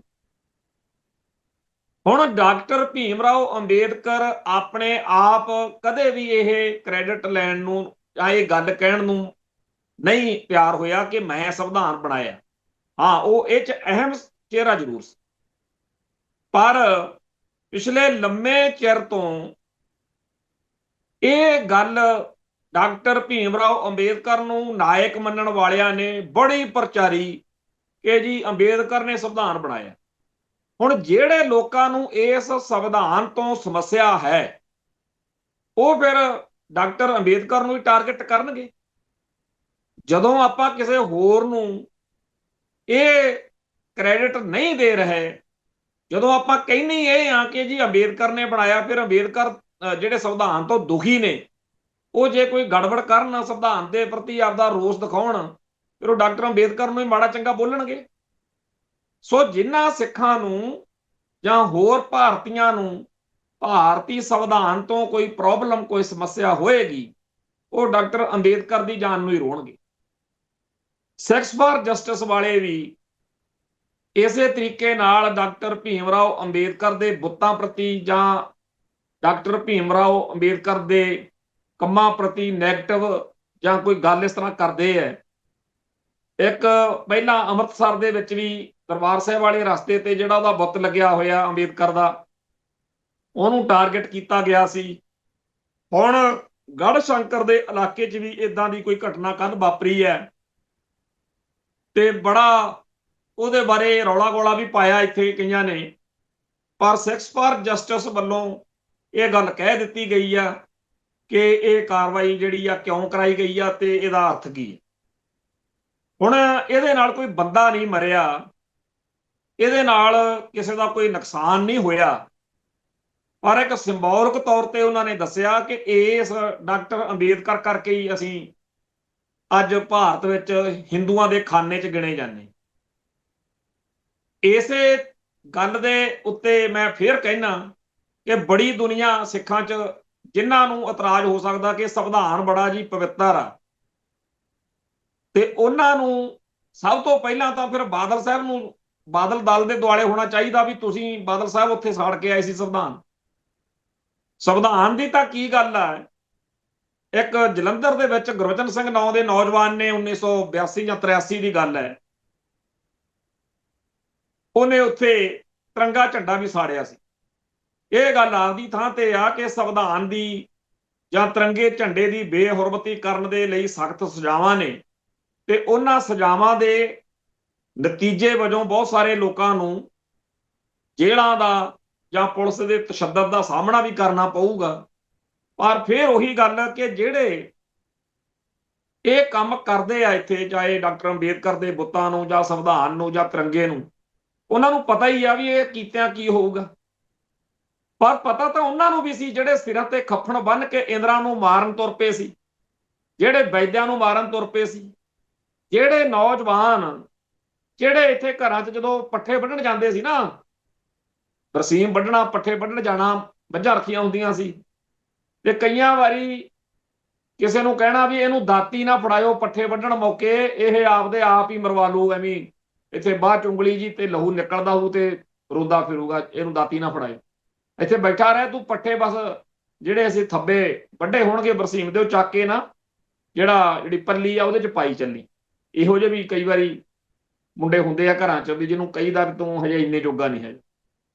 ਉਹੋ ਜਿਹੇ ਮੁੰਡੇ, ਉਹੋ ਜਿਹੇ ਭਰਾ, ਉਹੋ ਜਿਹੇ ਸਿੱਖ ਨੌਜਵਾਨ ਜਿਨ੍ਹਾਂ ਨੂੰ ਪੱਠੇ ਵੱਢਣ ਮੌਕੇ ਦਾਤੀ ਨਹੀਂ ਫੜਾਈ ਦੀ ਸੀ, ਜਦੋਂ ਕੌਮ ਨੂੰ ਲੋੜ ਪਈ ਉਹਨਾਂ ਨੂੰ ਹਥਿਆਰ ਚੱਕਣੇ ਪਏ, ਤੇ ਕੌਮ ਦੇ ਉਹ ਦੁਸ਼ਟ ਜਿਨ੍ਹਾਂ ਨੇ ਸਾਡੀ ਅਣਖ ਨੂੰ ਬੇਪੱਤ ਕੀਤਾ, ਉਹਨਾਂ ਨੂੰ ਫਿਰ ਉਹ ਸਿੱਖ ਰਵਾਇਤਾਂ ਅਨੁਸਾਰ ਸੋਧੇ ਲਾਉਣ ਲਈ ਮੈਦਾਨ ਵਿੱਚ ਆਏ। ਉਹਨਾਂ ਨੂੰ ਵੀ ਪਤਾ ਹੀ ਸੀਗਾ ਵੀ ਜਿੱਦਣ ਵੀ ਕਿਤੇ ਢਿੱਕੇ ਚੜ ਗਏ, ਅਗਲਿਆਂ ਨੇ ਗੋਲੀਆਂ ਮਾਰ ਕੇ ਜੇ ਫੜੇ ਗਏ, ਪਹਿਲਾਂ ਅੰਤਾਂ ਦਾ ਤਸ਼ੱਦਦ ਕਰਨਗੇ ਤੇ ਫਿਰ ਉਸ ਤੋਂ ਬਾਅਦ ਵਿੱਚ ਕਹਾਣੀ ਘੜ ਦੇਣਗੇ ਕਿ ਜੀ ਬੜਾ ਖਤਰਨਾਕ ਮੁਕਾਬਲਾ ਹੋਇਆ, ਜਾਂ ਲਾਵਾਰਸ ਲਾਸ਼ ਕਹਿ ਕੇ ਫੂਕ ਦੇਣਗੇ। ਮਤਲਬ ਇਹ ਕਹਿਣ ਤੋਂ ਹੈ ਕਿ ਜਿਹੜੇ ਕੌਮ ਦੇ ਨੌਜਵਾਨ ਪੰਥਕ ਪਿੜ ਵਿੱਚ ਕੌਮ ਦੀ ਸੇਵਾ ਦੇ ਵਿੱਚ ਆਉਂਦੇ ਆ, ਉਹਨਾਂ ਨੂੰ ਪਤਾ ਹੀ ਹੁੰਦਾ ਵੀ ਇਹ ਕੀਤਿਆਂ ਇਹਦੇ ਨਤੀਜੇ ਕੀ ਨਿਕਲਣਗੇ। ਸੋ ਜਿਹੜੇ ਇਸ ਦੌਰ ਵਿੱਚ ਅੱਡ-ਅੱਡ ਜਥੇਬੰਦੀਆਂ, ਅੱਡ-ਅੱਡ ਆਗੂ ਆਪੋ ਆਪਣੇ ਢੰਗ ਤਰੀਕੇ ਨਾਲ ਪੰਥ ਦੇ ਖੇਤਰ ਵਿੱਚ ਸੇਵਾ ਕਰ ਰਹੇ ਨੇ। ਉਹਨਾਂ ਨਾਲ ਆਪਾਂ ਬੇਸ਼ੱਕ ਕਈ ਮਸਲਿਆਂ ਤੇ, ਕਈ ਨੁਕਤਿਆਂ ਤੇ ਸਹਿਮਤ ਨਹੀਂ ਹੋ ਸਕਦੇ, ਪਰ ਉਹਨਾਂ ਦੇ ਖਿਲਾਫ ਡਟ ਜਾਣਾ, ਉਹਨਾਂ ਦੇ ਉਲਟ ਬੋਲੀ ਜਾਣਾ, ਇਹ ਵੀ ਕੋਈ ਵਧੀਆ ਗੱਲ ਨਹੀਂ। ਉਹਨਾਂ ਦਾ ਪੱਖ ਸੁਣੋ, ਉਹਨਾਂ ਦੀ ਗੱਲ ਨੂੰ ਸਮਝੋ। ਗੱਲ ਤਾਂ ਇੰਨੀ ਕੀ ਆ ਨਾ ਕਿ ਉਹ ਇਹ ਦਿਖਾਉਣਾ ਚਾਹੁੰਦੇ ਆ ਕਿ ਅਸੀਂ ਪਸ਼ੂਆਂ ਵਾਂਗੂ ਨਹੀਂ ਹੈਗੇ, ਵੀ ਸਾਡੇ ਨਾਲ ਇੰਡੀਆ ਜਾਂ ਹਿੰਦੂ ਅੱਤਵਾਦ ਜੋ ਮਰਜ਼ੀ ਕਰੀ ਜਾਵੇ ਤੇ ਅਸੀਂ ਨੀਵੀਂ ਪਾ ਕੇ ਦਿਨ ਕੱਟੀ ਕਰਾਂਗੇ। ਕੈਨੇਡਾ ਦੇ ਵਿੱਚ ਰੌਲਾ ਪਿਆ ਹੋਇਆ ਹੈ, ਦੋ ਮਸਲੇ ਚੱਲ ਰਹੇ ਨੇ ਕੈਨੇਡਾ 'ਚ ਇਸ ਮੌਕੇ। ਇੱਕ ਤਾਂ ਜਿਹੜਾ ਨਵਾਂ ਕਾਨੂੰਨ ਬਣਿਆ ਹੈ, ਜਿਹਦੇ ਤਹਿਤ ਹੈਗਾ ਵੀ ਨਫ਼ਰਤ ਫੈਲਾਉਣ ਵਾਲੀਆਂ ਕਾਰਵਾਈਆਂ ਨੂੰ ਉਹਨਾਂ ਨੇ ਨੱਥ ਪਾਉਣ ਦੇ ਲਈ ਕੁਝ ਕੀਤਾ ਹੈ। ਚਲੋ ਕਰ ਲਿਆ ਹੋਣਾ, ਪਰ ਇੱਥੇ ਦੇਖੋ ਆ ਜਿਹੜੇ ਭਾਰਤ ਮਾਂ ਦੇ ਲਾਲ ਨੇ, ਹਿੰਦੂ ਸਿੱਖ ਏਕਤਾ ਦੀ ਡੁਗਡੁਗੀ ਖੜਕਾਉਣ ਵਾਲੇ, ਆ ਪਿਛਲੇ 10-15 ਦਿਨਾਂ ਤੋਂ ਇੱਕੋ ਰੰਡੀ ਰੋਣਾ ਪਾਇਆ ਹੋਇਆ ਮੀਡੀਆ ਤੇ ਕਿ ਬਸ ਜੀ ਸਿੱਖਾਂ ਨੂੰ ਨੱਥ ਪਾਉਣ ਲਈ, ਖਾਲਿਸਤਾਨੀਆਂ ਦਾ ਨਗੰਦਾ ਕਸਣ ਲਈ ਉੱਥੇ ਬਣ ਗਿਆ ਜੀ ਕਾਨੂੰਨ। ਹੁਣ ਖੰਘ ਕੇ ਦਿਖਾਉਣ ਇਹ, ਐ ਕਰ ਦਿਆਂਗੇ, ਉਹ ਕਰ ਦਿਆਂਗੇ। ਮੈਂ ਕਈਆਂ ਨੂੰ, ਜਿਹਨਾਂ ਨੂੰ ਆ ਹਿੰਦੂ ਸਿੱਖ ਏਕਤਾ ਵਾਲਾ ਬੁਖਾਰ ਚੜਿਆ ਹੁੰਦਾ, ਉਹਨਾਂ ਭਰਾਵਾਂ ਨੂੰ ਮੈਂ ਭੇਜਿਆ, ਮੈਂ ਕਿਹਾ ਦੇਖ ਲਓ ਭਾਈ, ਜਿਹਨਾਂ ਤੇ ਤੁਸੀਂ ਮਾਣ ਕਰਦੇ ਹੋ, ਸਾਨੂੰ ਤਾਂ ਗਾਲਾਂ ਕੱਢਦੇ ਹੋ ਨਾ ਵੀ ਇਹ ਖਾਲਿਸਤਾਨ ਦੀ ਗੱਲ ਕਰਦੇ ਆ ਤਾਂ ਤੁਹਾਡੇ ਆਪਦੇ ਨੇ ਨਾ। ਕਿਵੇਂ ਚਾਅ ਚੜਿਆ ਪਿਆ ਵੀ ਕੈਨੇਡਾ 'ਚ ਕਾਨੂੰਨ ਬਣ ਗਿਆ। ਹਾਲਾਂਕਿ ਸਿਆਣੇ ਬੰਦਿਆਂ ਨੇ ਸਾਰਿਆਂ ਨੇ ਇਹ ਗੱਲ ਮੰਨੀ ਆ ਕਿ ਉਹ ਕੋਈ ਸਿੱਖਾਂ ਦੇ ਖਿਲਾਫ ਜਾਂ ਖਾਲਿਸਤਾਨੀਆਂ ਦੇ ਖਿਲਾਫ ਨਹੀਂ, ਉਹਦਾ ਕੋਈ ਅਰਥ ਮਤਲਬ ਹੋਰ ਹੈ। ਪਰ ਸੋਸ਼ਲ ਮੀਡੀਆ ਉੱਤੇ ਹਜ਼ਾਰਾਂ ਇਹੋ ਜਿਹੀਆਂ ਵੀਡੀਓਜ਼ ਤੁਰੀਆਂ ਫਿਰਦੀਆਂ ਨੇ। ਇੱਕ ਕੱਲ ਮੇਰੇ ਸਾਹਮਣੇ ਕਿਸੇ ਨੇ ਭਰਾ ਨੇ ਭੇਜੀ, ਉਹਦੇ 'ਚ ਪਿੱਟਣ ਲੱਗੇ ਹੋਇਆ ਦੋ ਹਿੰਦੂ ਬੈਠ ਕੇ ਵੀ ਸਿੱਖੀ ਦਾ ਜਾਂ ਪੰਜਾਬ ਦੇ ਵਿੱਚ ਸਿੱਖਾਂ ਦਾ ਕਿਵੇਂ ਨੁਕਸਾਨ ਹੋ ਰਿਹਾ। ਖੁਸ਼ ਹੋ ਰਹੇ ਨੇ ਕਿ ਦੇਖੋ ਕਿੰਨੇ ਬੰਦੇ ਕੈਂਸਰ ਨਾਲ ਮਰ ਗਏ, ਕਿਵੇਂ ਪੰਜਾਬ 'ਚ ਭਈਆਂ ਦੀ ਆਬਾਦੀ ਵੱਧ ਰਹੀ ਆ, ਇਹਨਾਂ ਦੇ ਤਾਂ ਪੱਲੇ ਹੀ ਕੁਛ ਨਹੀਂ, ਇਹ ਤਾਂ ਭੱਜ ਗਏ। ਬਹੁਤ ਹੀ ਨੀਚਤਾ ਵਾਲੀਆਂ ਗੱਲਾਂ ਉਹ ਦੋ ਜਣੇ ਕਰ ਰਹੇ ਨੇ। ਤੇ ਸਾਡੇ ਇੱਥੇ ਬੰਦਿਆਂ ਨੂੰ ਚੜਿਆ ਹੁੰਦਾ, ਨਹੀਂ ਜੀ ਆਪਾਂ ਸਰਬੱਤ ਦਾ ਭਲਾ ਮੰਗਣਾ, ਆਪਾਂ ਤਾਂ ਜੀ ਸਾਰਿਆਂ ਨੂੰ ਇੱਕ ਅੱਖ ਨਾਲ ਦੇਖਣਾ, ਦੇਖੀ ਚੱਲੋ ਭਾਈ, ਸਾਤੋਂ ਨਹੀਂ ਦੇਖ ਹੁੰਦਾ, ਅਸੀਂ ਮਾੜੇ ਹੀ ਸਹੀ। ਸੋ ਜਿਨ੍ਹਾਂ ਨੇ ਕੌਮ ਲਈ, ਪੰਥ ਲਈ ਕੁਝ ਕਰਨਾ ਕਰਾਉਣਾ ਹੁੰਦਾ, ਉਹਨਾਂ ਦੇ ਖਿਲਾਫ ਬੋਲਣ ਤੋਂ ਪਹਿਲਾਂ ਲੱਖ ਵਾਰੀ ਸੋਚਣਾ ਚਾਹੀਦਾ। ਗੱਲ ਇਹ ਆ ਕਿ ਉੱਥੇ ਕੈਨੇਡਾ ਦੇ ਵਿੱਚ ਇੱਕ ਪ੍ਰੋਗਰਾਮ ਸਾਹਮਣੇ ਆਇਆ ਵੀ ਇਹ ਕਿਹਾ ਗਿਆ ਕਿ ਉੱਥੇ ਮੰਦਰਾਂ ਦੇ ਕੋਲੇ ਕੋਈ ਪ੍ਰੋਟੈਸਟ ਵਗੈਰਾ ਕੀਤੇ ਜਾਣੇ ਆ, ਕਿਉਂਕਿ ਉਹਨਾਂ ਮੰਦਰਾਂ ਨੂੰ ਇੰਡੀਅਨ ਸਟੇਟ ਸਿੱਖੀ ਅਤੇ ਸਿੱਖਾਂ ਦੇ ਜਾਂ ਖਾਲਿਸਤਾਨ ਦੇ ਏਜੰਡੇ ਦੇ ਖਿਲਾਫ ਰੱਜ ਕੇ ਵਰਤ ਰਹੀ ਹੈ। ਜੋ ਮਾਹੌਲ ਸਿਰਜਿਆ ਜਾ ਰਿਹਾ, ਜੋ ਨੈਰੇਟਿਵ ਸਿਰਜਿਆ ਜਾ ਰਿਹਾ, ਉਹ ਇਹਨਾਂ ਮੰਦਰਾਂ ਦੇ ਵਿੱਚੋਂ ਗੱਲ ਉੱਠਦੀ ਆ। ਉੱਥੇ ਇਹ ਇੰਡੀਅਨ ਏਜੰਸੀਆਂ ਜਾਂ ਹਿੰਦੂ ਅੱਤਵਾਦੀ ਰਲ ਮਿਲ ਕੇ ਭਾਰਤ ਮਾਤਾ ਕੀ ਜੈ ਕਹਿ ਕੇ ਸਿੱਖਾਂ ਨੂੰ ਭੰਡਣ ਦੇ ਲਈ ਪ੍ਰੋਜੈਕਟ ਬਣਾਉਂਦੇ ਆ। ਇਦਾਂ ਦੀਆਂ ਸੋਚਾਂ ਦੇ ਵਿੱਚੋਂ ਜਿਨ੍ਹਾਂ ਨੇ ਇਹ ਸੋਚਿਆ ਕਿ ਅਸੀਂ ਮੰਦਰਾਂ ਕੋਲੇ ਜਾ ਕੇ ਪ੍ਰੋਟੈਸਟ ਕਰਾਂਗੇ, ਇਹਦੇ ਉਲਟ ਸਾਡੇ ਕਈ ਭਰਾਵਾਂ ਨੇ ਕਿਹਾ ਕਿ ਫਿਰ ਕੱਲ ਨੂੰ ਉਹ ਗੁਰਦੁਆਰਿਆਂ ਦੇ ਸਾਹਮਣੇ ਆ ਕੇ ਕਰਨਗੇ। ਤਾਂ ਸਿੱਖਸ ਫਾਰ ਜਸਟਿਸ ਨਾਲ ਸੰਬੰਧਿਤ ਭਰਾਵਾਂ ਨੇ ਕਿਹਾ ਕਿ ਤੁਸੀਂ ਕਹਿੰਦੇ ਉਹ ਪ੍ਰੋਟੈਸਟ ਕਰਨਗੇ, ਉਹ ਤਾਂ ਟੈਂਕਾਂ ਤੋਪਾਂ ਨਾਲ ਹਮਲੇ ਵੀ ਕਰ ਚੁੱਕੇ ਆ। ਤੁਸੀਂ ਸਾਨੂੰ ਤਾਂ ਕਹਿੰਦੇ ਹੋ ਕਿ ਮੰਦਰ ਕੋਲੇ ਆਪਾਂ ਪ੍ਰੋਟੈਸਟ ਕਰਨ ਨਹੀਂ ਜਾਣਾ ਚਾਹੀਦਾ, ਮੰਨ ਲਈ ਗੱਲ ਤੁਹਾਡੀ, ਪਰ ਤੁਸੀਂ ਇਸ ਗੱਲ ਦਾ ਵੀ ਜਵਾਬ ਦੇ ਦਿਓ ਬਈ ਭਾਰਤ ਮਾਤਾ ਕੀ ਜੈ ਵਾਲੇ ਨਾਅਰੇ ਲਾਉਂਦੇ ਹੋਏ ਤਿਰੰਗੇ ਝੰਡੇ ਟੈਂਕਾਂ ਤੇ ਲਾ ਕੇ ਅਗਲੇ ਆਏ ਸੀਗੇ। ਹੁਣ ਇਸ ਗੱਲ ਦਾ ਜਵਾਬ ਕੋਈ ਨਹੀਂ। ਇਵੇਂ ਹੀ ਕੈਨੇਡਾ ਦੇ ਵਿੱਚ ਸਿੱਖਾਂ ਨੂੰ ਜਾਂ ਸਿੱਖੀ ਨੂੰ ਨਪੀੜਨ ਦੇ ਲਈ, ਟਾਰਗੇਟ ਕਰਕੇ ਧੱਕ ਕੇ ਖੂੰਜੇ ਲਾਉਣ ਦੇ ਲਈ ਹਰ ਵੇਲੇ ਉੱਥੇ ਇੱਕ ਕੂੜ ਪ੍ਰਚਾਰ ਕੀਤਾ ਜਾਂਦਾ ਕਿ ਜੀ ਖਾਲਿਸਤਾਨੀ ਨੇ, ਖਾਲਿਸਤਾਨੀ ਨੇ। ਹਾਲਾਂਕਿ ਕਈ ਖਾਲਿਸਤਾਨੀ ਸੰਘਰਸ਼ ਨਾਲ ਜਾਂ ਖਾਲਿਸਤਾਨੀ ਲਹਿਰ ਨਾਲ ਸਹਿਮਤ ਵੀ ਨਹੀਂ ਹੁੰਦੇ। ਉਹਨਾਂ ਨੂੰ ਵੀ ਇਹ ਕੋਈ ਵੈਸੇ ਹੀ ਆਲ ਓਵਰ ਇੱਕ ਬਤਾਂਤ ਨੈਰੇਟਿਵ ਬਣਿਆ ਹੋਇਆ ਕਿਸੇ ਸਪੋਰਟਸਮੈਨ ਤੋਂ, ਕ੍ਰਿਕਟ ਕਰੂਕਟ ਦੇ ਜਿਹੜੇ ਆ ਮੈਚ ਜੇ ਹੁੰਦੇ ਆ, ਕਿਸੇ ਤੋਂ ਕੋਈ ਡਿੱਗ ਪਵੇ ਨਾ, ਕੈਚ ਫੜਿਆ ਨਾ ਜਾਵੇ ਬਾਲ, ਉਹਨੂੰ ਕਹਿੰਦੇ ਤਾਂ ਖਾਲਿਸਤਾਨੀ ਆ। ਪਿੱਛੇ ਜੇ ਆਪਣੇ ਬੰਗਾਲ ਵਾਲੇ ਪਾਸੇ ਇੱਕ ਪੁਲਿਸ ਅਫਸਰ ਸੀਗਾ, ਉਹਨੂੰ ਬੀਜੇਪੀ ਵਾਲੇ ਪਿੱਟਣ ਲੱਗੇ ਸੀਗੇ, ਕਹਿੰਦੇ ਇਹ ਤਾਂ ਜੀ ਖਾਲਿਸਤਾਨੀ ਆ। ਇਹ ਨਹੀਂ ਕਿ ਪੱਗ ਬੰਨੀ ਹੋਵੇ ਤਾਂ ਖਾਲਿਸਤਾਨੀ ਆ, ਕਈ ਵਿਚਾਰੇ ਬਿਲਕੁਲ ਹੀ ਪਤਤ ਹੁੰਦੇ ਆ। ਗਾਉਣ ਵਾਲੇ, ਕੋਈ ਇੱਕ ਪਿੱਛੇ ਜੇ ਸ਼ੁਭ ਨਾਂ ਦਾ ਮੁੰਡਾ ਸੀ, ਉਹਦਾ ਕੋਈ ਇੱਥੇ ਗਾਉਣ ਪਾਣੀ ਦਾ ਪ੍ਰੋਗਰਾਮ ਸੀ, ਕਹਿੰਦੇ ਜੇ ਤਾਂ ਖਾਲਿਸਤਾਨੀ ਆ। ਸੋ ਇੱਕ ਪਾਸੇ ਤਾਂ ਇੰਡੀਅਨ ਸਿਸਟਮ ਨੇ, ਭਾਰਤ ਮਾਤਾ ਕੀ ਜੈ ਵਾਲਿਆਂ ਨੇ, ਹਿੰਦੂ ਅੱਤਵਾਦੀਆਂ ਨੇ ਸਿੱਖਾਂ ਨੂੰ ਜਲੀਲ ਕਰਨ ਲਈ, ਸਿੱਖਾਂ ਨੂੰ ਤੰਗ ਕਰਨ ਲਈ ਕੋਈ ਰਾਹ, ਕੋਈ ਢੰਗ ਤਰੀਕਾ ਉਹ ਬਿਲਕੁਲ ਬੇਪਰਵਾਹ ਹੋ ਕੇ ਲੱਗੇ ਹੋਏ ਨੇ। ਦੂਜੇ ਪਾਸੇ ਆਪਣੇ ਬੰਦੇ ਆਪਸ ਵਿੱਚ ਵੀ ਲੱਗੇ ਰਹਿੰਦੇ। ਗੁਰਦਾਸ ਮਾਨ ਦਾ ਮਸਲਾ ਵੀ ਕੈਨੇਡਾ ਦੇ ਵਿੱਚ ਭਖਿਆ ਹੋਇਆ ਹੈ। ਗੁਰਦਾਸ ਮਾਨ ਨੇ ਇੰਡੀਅਨ ਸਿਸਟਮ ਦੀ ਰੱਜ ਕੇ ਸੇਵਾ ਕੀਤੀ ਹੈ। ਚੰਗਾ ਗਾਇਕ ਆ, ਉਹਦੇ ਕਈ ਗਾਣੇ ਬੜੇ ਚੰਗੇ ਵੀ ਲੱਗਦੇ ਆ।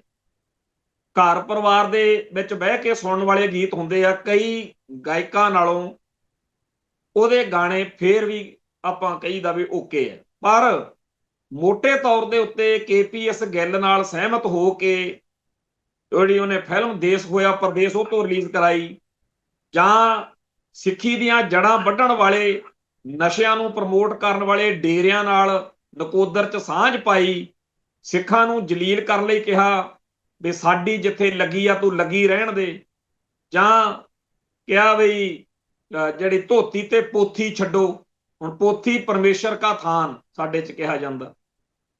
ਉਹਨੇ ਆਪਦੀ ਗਾਇਕੀ ਦੇ ਰਾਹੀਂ ਸਿੱਖ ਜਜ਼ਬਾਤਾਂ ਦੀ ਹੇਠੀ ਕਰਨ ਲਈ ਕਦੇ ਕੋਈ ਮੌਕਾ ਖੰਜਾਇਆ ਨਹੀਂ। ਹੁਣ ਇਹ ਗੱਲ ਵੱਖਰੀ ਆ ਕਿ ਸਾਡੇ ਕਈ ਊਤ ਦੇ ਅਰਥ ਡਿਕਸ਼ਨਰੀ ਚੋਂ ਲੱਭਣੇ ਪੈਣਗੇ ਕਈਆਂ ਨੂੰ। ਊਤ ਬੰਦੇ ਜਿਹੜੇ ਨੇ ਉਹ ਸੱਚਾਈ ਨੂੰ ਸਮਝਣ ਤੋਂ ਇਨਕਾਰੀ ਨੇ। ਜੇ ਅਕਲ ਨਾ ਹੋਵੇ ਤਾਂ ਸਮਝ ਲੈਣਾ ਚਾਹੀਦਾ ਕਿ ਗਾਂਹ ਵਾਲੇ ਬੰਦੇ ਪਾਗਲ ਥੋੜੀ ਆ ਜਿਹੜੇ ਕਿਸੇ ਗੱਲ ਨੂੰ ਲੈ ਕੇ ਕਹਿ ਰਹੇ ਨੇ। ਜਦੋਂ ਉਹਨੇ ਭਾਰਤ ਮਾਤਾ ਨਾਲ ਸਹਿਮਤ ਹੋ ਕੇ, ਕਿਉਂਕਿ ਅਗਲੇ ਇੱਕ ਮੁਲਕ, ਇੱਕ ਰਾਸ਼ਟਰ, ਇੱਕ ਬੋਲੀ ਉਹ ਲੱਗੇ ਹੋਏ ਨੇਗੇ, ਤੇ ਉਸੇ ਵਿੱਚ ਉਹਨਾਂ ਨੇ ਕਿਹਾ ਸੀਗਾ ਕਿ ਆਪਾਂ ਜੀ ਹਿੰਦੀ ਸਾਰੇ ਮੁਲਕ 'ਚ ਲਾਗੂ ਕਰਨੀ। ਉਸ ਮੌਕੇ ਇਹ ਪੰਜਾਬੀ ਨਾਲ ਜਾਂ ਪੰਜਾਬ ਨਾਲ ਖੜਨ ਦੀ ਬਜਾਏ ਉਧਰ ਭੁਗਤਿਆ ਸਿੱਖਾਂ ਨੂੰ, ਪੰਜਾਬੀਆਂ ਨੂੰ। ਸਾਰੀ ਦੁਨੀਆ ਦੇ ਵਿੱਚ ਹੋਰਨਾਂ ਧਰਮਾਂ ਕੌਮਾਂ ਦੇ ਲੋਕ ਵੀ ਪੰਜਾਬੀ ਬੋਲੀ ਬੋਲਦੇ, ਸਾਰਿਆਂ ਨੂੰ ਹੀ ਬੁਰਾ ਲੱਗਿਆ। ਇਹਨੇ ਇੰਨਾ ਕਹਿ ਕੇ ਸਰ ਸਕਦਾ ਸੀਗਾ ਕਿ ਜੀ ਦੇਖੋ ਮੈਂ ਤਾਂ ਪੰਜਾਬੀ ਬੋਲੀ ਨਾਲ ਪਿਆਰ ਕਰਦਾ, ਮੇਰੀ ਉਹ ਗੱਲ ਨਾਲ ਤੁਹਾਨੂੰ ਠੇਸ ਪਹੁੰਚੀ ਆ, ਮੈਂ ਸੌਰੀ, ਮੈਂ ਇਹਨੂੰ ਇੰਨੀ ਗਲਤੀ ਨਿਬੇੜ। ਪਰ ਇਹਨੇ ਉੱਥੇ ਸਟੇਜ ਤੇ ਖੜ ਕੇ ਜਿਸ ਤਰੀਕੇ ਨਾਲ ਚਰਨਜੀਤ ਸਿੰਘ ਸੁੱਜੋ ਨੂੰ ਲਲਕਾਰਿਆ, ਉਹ ਪ੍ਰੋਟੈਸਟ ਕਰ ਰਿਹਾ, ਉਹਨੂੰ ਚੜਾਉਣ ਲਈ, ਉਹਨੂੰ ਨਹੀਂ ਪੂਰੀ ਪੰਜਾਬੀ ਕਮਿਊਨਿਟੀ ਨੂੰ ਚੜਾਉਣ ਲਈ ਕਹਿੰਦਾ ਬੱਤੀ ਬਣਾ ਕੇ ਲੈ ਲਾ। ਤੇ ਉਦੋਂ ਤੋਂ ਲੋਕਾਂ ਨੇ 32 ਮਾਨ 9 ਵੀ ਪਾਤਾ। ਫਿਰ ਆ ਕਿਸਾਨ ਸੰਘਰਸ਼ ਮੌਕੇ ਵੀ ਲੋਕਾਂ ਨੇ ਜੁੱਤੀਆਂ ਮਾਰੀਆਂ। ਤੇ ਹੁਣ ਕਈ ਜਾਣੇ ਉਹਦੇ ਹੱਕ ਵਿੱਚ, ਕਿਉਂਕਿ ਉਹ ਵਿਕਟਮ ਕਾਰਡ ਖੇਲਦਾ ਹੈ। ਇੱਕ ਪਿੱਛੇ ਜੇ ਗਾਣਾ ਬਣਾ ਲਿਆ, ਮੇਰੀ ਮਾਂ ਨੂੰ ਗਾਲਾਂ ਕੱਢੀਆਂ, ਮੇਰੇ ਮਗਰ ਪੈ ਗਏ, ਮੈਨੂੰ ਐਂ ਕਹਿੰਦੇ ਆ, ਮੈਨੂੰ ਉਹ ਜੋ ਤੂੰ ਕੀਤਾ ਭਾਈ, ਕੌਮ ਤਾਂ ਸਾਰੀ ਹੋ ਗਈ ਕਮਲਿਆਂ ਦੀ, ਤੇ ਕੱਲਾ ਤੂੰ ਜਾਂ ਤੇਰੇ 4 ਲੰਡੂ ਜਿਹੜੇ ਸਪੋਰਟਰ ਨੇ ਉਹ ਸੱਚੇ ਹੋ ਗਏ। ਖੈਰ ਪਿਛਲੇ ਕਈ ਸਾਲਾਂ ਤੋਂ ਇਹ ਇੱਕ ਗੱਲ ਚੱਲੀ ਆ ਰਹੀ ਆ ਜਿਹਦੇ ਵਿੱਚ ਗੁਰਦਾਸ ਮਾਨ ਦੇ ਜਿਹੜੇ ਗੀਤ ਨੇ ਜਾਂ ਉਹਦੇ ਪ੍ਰੋਗਰਾਮ ਨੇ ਉਹਨੂੰ ਨਿਸ਼ਾਨਾ ਬਣਾ ਕੇ ਕਈ ਸੱਜਣ ਜਿਹੜੇ ਉਹਦਾ ਵਿਰੋਧ ਕਰਦੇ ਆ। ਉਹਦਾ ਹੱਕ ਆ ਵਿਰੋਧ ਕਰਨ। ਤੇ ਕਈ ਜਾਣੇ ਜਿਨ੍ਹਾਂ ਨੂੰ ਬੁਖਾਰ ਚੜਿਆ ਹੋਇਆ ਭਾਰਤ ਮਾਤਾ ਵਾਲਾ ਹੀ, ਉਹੀ ਫਿਰ ਉਹ ਡਟ ਕੇ ਲਿਖਦੇ ਆ ਮਾੜਾ ਚੰਗਾ, ਕਹਿੰਦੇ ਜੀ ਇਹਨਾਂ ਦਾ ਹੱਕ ਹੀ ਕੀ ਆ ਵਿਰੋਧ ਕਰਨ ਦਾ, ਫਿਰ ਅਗਲੇ ਕਰਦੇ ਆ ਜੀ। ਹੁਣ ਕੈਨੇਡਾ 'ਚ ਉਹਦਾ ਪ੍ਰੋਗਰਾਮ ਹੈ, ਚੜਾਉਣ ਲਈ ਜਾਣ ਕੇ ਉਹਦੀਆਂ ਫੋਟੋਆਂ ਪਾ ਕੇ ਲਿਖ ਰਹੇ ਨੇ ਵੀ ਸੋਲਡ ਆਊਟ ਹੋ ਗਏ ਪ੍ਰੋਗਰਾਮ, ਦੇਖਾਂਗੇ ਕਿਹੜਾ ਆਉਂਦਾ। ਫਿਰ ਉੱਥੇ ਗੱਲ ਕਹਿੰਦੇ ਦੇਖਾਂਗੇ ਕਿਹੜਾ ਖਾਲਿਸਤਾਨੀ ਆਉਂਦਾ। ਤੇ ਇੰਨੀ ਗੰਦੀ ਤੇ ਭੈੜੀ ਸ਼ਬਦਾਵਲੀ 'ਚ ਗੱਲਾਂ ਲਿਖੀਆਂ ਜਾ ਰਹੀਆਂ ਨੇ ਕਿ ਜਿਹੜਾ ਬੰਦਾ ਨਹੀਂ ਵੀ ਚਾਹੁੰਦਾ ਹੈਗਾ ਵੀ ਚਲੋ ਯਾਰ ਬਹੁਤ ਕੁੱਤੇ ਖਾਣੀ ਹੋ ਗਈ, ਉਹਨੂੰ ਵੀ ਚੜਾਇਆ ਜਾ ਰਿਹਾ ਵੀ ਆ ਕੇ ਉਹਦੇ ਜੁੱਤੀ ਫੇਰੋ। ਉਹ ਉਵੇਂ ਦੀ ਗੱਲ ਆ ਜਿਵੇਂ ਕਿਸੇ ਸਾਧ ਨੂੰ ਬੜੇ ਲੋਕ ਮੰਨਦੇ ਸੀ, ਤੇ ਉਹਦੇ ਚ ਕਿਸੇ ਚੇਲੇ ਦੀ ਪਿੰਡ ਦੇ ਵਿੱਚ ਕਿਸੇ ਹੋਰ ਗੁਰਸਿੱਖ ਨਾਲ ਬਹਿਸ ਹੋ ਗਈ। ਉਸ ਗੁਰਸਿੱਖ ਨੇ ਕਿਹਾ ਵੀ ਸਾਡਾ ਤਾਂ ਗੁਰੂ ਮਾਨਿਓ ਗ੍ਰੰਥ ਵਾਲਾ ਕੰਮ ਆ, ਅਸੀਂ ਕਿਸੇ ਸਾਧ ਸੂਦ ਨੂੰ, ਕਿਸੇ ਬਾਬੇ ਬੂਬੇ ਨੂੰ ਅਸੀਂ ਨਹੀਂ। ਪਰ ਉਹਨੇ ਕਿਹਾ ਜੀ ਨਹੀਂ, ਸਾਡਾ ਬਾਬਾ ਤਾਂ ਤੇਰੇ ਗੁਰੂ ਗ੍ਰੰਥ ਸਾਹਿਬ ਨਾਲੋਂ ਵੀ। ਇੰਨੀ ਗੱਲ ਸੁਣ ਕੇ ਉਹ ਕਹਿੰਦਾ ਤੂੰ ਕਾਹਨੂੰ ਮਰਵਾਉਣਾ, ਕਹਿੰਦਾ ਤੂੰ ਉਹਨੂੰ ਮਾਰ ਦੇਂਗਾ। ਤੇ ਸਾਧ ਨੂੰ ਗੱਡੀ ਚੜਾਉਣ ਜੋਗਾ ਜਗਾੜ ਉਹਦੇ ਚੇਲੇ ਨੇ ਕਰਤਾ। ਐ ਚੇਲੇ ਮਰਵਾਉਂਦੇ। ਗੁਰਦਾਸ ਮਾਨ ਦੇ ਨਾਲ ਜੋ ਕੁੱਤੇ ਖਾਣੀ ਹੋ ਰਹੀ ਆ ਜਾਂ ਹੋਣੀ ਹੈ, ਉਹ ਉਹਦੇ ਚੇਲੇ ਕਰਵਾਉਂਦੇ ਆ, ਜਿਹੜੇ ਕਹਿੰਦੇ ਆ ਜਾਓ ਫਿਰ ਖਾਲਿਸਤਾਨੀਓ ਰੋਕ ਕੇ ਦਿਖਾ ਦਿਓ। ਅਗਲਿਆਂ ਨੇ ਰੋਕ ਦੇਣਾ। ਹੁਣ ਇਹ ਜਿਹੜਾ ਸਾਰਾ ਮਾਹੌਲ ਹੈ, ਕੈਨੇਡਾ ਦੇ ਵਿੱਚ ਬਣਿਆ ਹੋਇਆ ਹੈ। ਇਹਦੇ ਤਹਿਤ ਫਿਰ ਉੱਥੇ ਇਸ ਮਸਲੇ ਉੱਤੇ ਪੰਥ ਪ੍ਰਸਤ ਤੇ ਇੰਡੀਆ ਪ੍ਰਸਤ ਤੇ ਪੰਥ ਪ੍ਰਸਤ ਵੀ ਗੁਰਦਾਸ ਮਾਨ ਦੇ ਪ੍ਰੋਗਰਾਮ ਨੂੰ ਉਹ ਦੇਖਣ ਜਾਣਗੇ ਜਿਹੜੇ ਇੰਡੀਅਨ ਸਿਸਟਮ ਦੇ ਹਮਾਇਤੀ ਹੈ। ਹੋ ਸਕਦਾ ਉਹਨੂੰ ਬੜਾ ਲਾਭ ਹੁੰਦਾ ਹੋਵੇ, ਨਾਲੇ ਵਿਕਟਮ ਕਾਰਡ ਖੇਡੋ, ਨਾਲੇ ਖਾਲਿਸਤਾਨ ਨੂੰ ਭੰਡੋ, ਨਾਲੇ 4 ਪੈਸੇ ਬਣਾਓ। ਗੁਰਦਾਸ ਮਾਨ ਨੂੰ ਤਾਂ ਫਿਰ ਉਹ ਲੋਕ ਦੇਖਣ ਆਉਣਗੇ ਜਿਹਨੇ ਨਹੀਂ ਵੀ ਦੇਖਣ ਆਉਣਾ, ਕਿਉਂਕਿ ਇੰਡੀਆ ਬਚੂਗਾ ਨਾ, ਤਾਂ ਇੰਡੀਆ ਦੀ ਆਜ਼ਾਦੀ ਖਤਰੇ 'ਚ ਆ। ਗੁਰਦਾਸ ਮਾਨ ਦਾ ਜੇ ਸ਼ੋਰ ਰੁਕ ਗਿਆ। ਇਹ ਗੱਲ ਬਹੁਤ ਹੀ ਜ਼ਿਆਦਾ ਧਿਆਨ ਮੰਗਦੀ ਆ ਕਿ ਸਾਡੇ 'ਚ ਜਾਣ ਬੁੱਝ ਕੇ ਇਸ ਤਰੀਕੇ ਦੇ ਬੰਦੇ ਸਰਗਰਮ ਕੀਤੇ ਜਾਂਦੇ ਆ, ਇਹੋ ਜਿਹੇ ਮਸਲੇ ਜਾਣ ਬੁੱਝ ਕੇ ਖੜੇ ਕੀਤੇ ਜਾਂਦੇ ਆ। ਗੁਰਦਾਸ ਮਾਨ ਦਾ ਗੱਡਾ ਖੜਾ ਕੈਨੇਡਾ ਜਾ ਕੇ ਪ੍ਰੋਗਰਾਮ ਤੋਂ ਬਥੇਰੇ ਨੋਟ ਕਮਾਏ ਹੋਏ ਨੇ, ਆਪਦਾ ਪਿੰਡ ਬੈਠੇ ਆਰਾਮ ਨਾਲ ਘਰੇ ਬੈਠੇ, ਉੱਥੇ ਲੈਣਾ ਕੀ ਆ। ਜਾਂ ਜਿਨ੍ਹਾਂ ਭਰਾਵਾਂ ਨਾਲ ਇੰਨਾ ਜ਼ਿਆਦਾ ਵੈਰ, ਇੰਨੀ ਜ਼ਿਆਦਾ ਦੂਰੀ, ਇੰਨੀ ਕੜਤਣ ਪੈਦਾ ਕੀਤੀ ਆ, ਉਹ ਬੜੇ ਢੰਗ ਤਰੀਕੇ ਹੁੰਦੇ ਆ। ਕਈ ਗਾਉਣ ਵਾਲਿਆਂ ਦੇ ਮਸਲੇ ਖੜੇ ਹੁੰਦੇ ਦੇਖੇ ਆ, ਨਿਬੜਦੇ ਵੀ ਦੇਖੇ ਆ, ਬੰਦਿਆਂ ਨਾਲ ਬੰਦੇ ਨਿਬੇੜ ਲੈਂਦੇ। ਗੁਰਦਾਸ ਮਾਨ ਤੇ ਮੰਦਰਾਂ ਦੇ ਸਾਹਮਣੇ ਘਰਾਓ ਸਮੇਤ ਹੋਰ ਕਈ ਮਸਲੇ ਨੇ ਜਿਨ੍ਹਾਂ ਦੇ ਕਰਕੇ ਕੈਨੇਡਾ ਦੇ ਵਿੱਚ ਸਿੱਖਾਂ ਦਾ ਸਾਰੇ ਸੰਸਾਰ ਦੇ ਵਿੱਚ ਚਰਚਾ ਹੈ।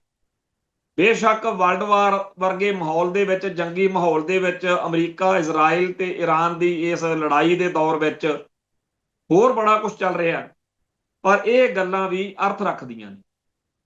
ਖੈਰ, ਅੱਜ ਇੱਕ ਬੜੀ ਅਜੀਬੋ-ਗਰੀਬ ਖਬਰ ਸੁਣੀ ਹੈ ਕਿ ਸਿੱਖ ਸੰਘਰਸ਼ ਦੇ ਵਿੱਚ ਬਹੁਤ ਸਤਿਕਾਰੇ ਜਾਂਦੇ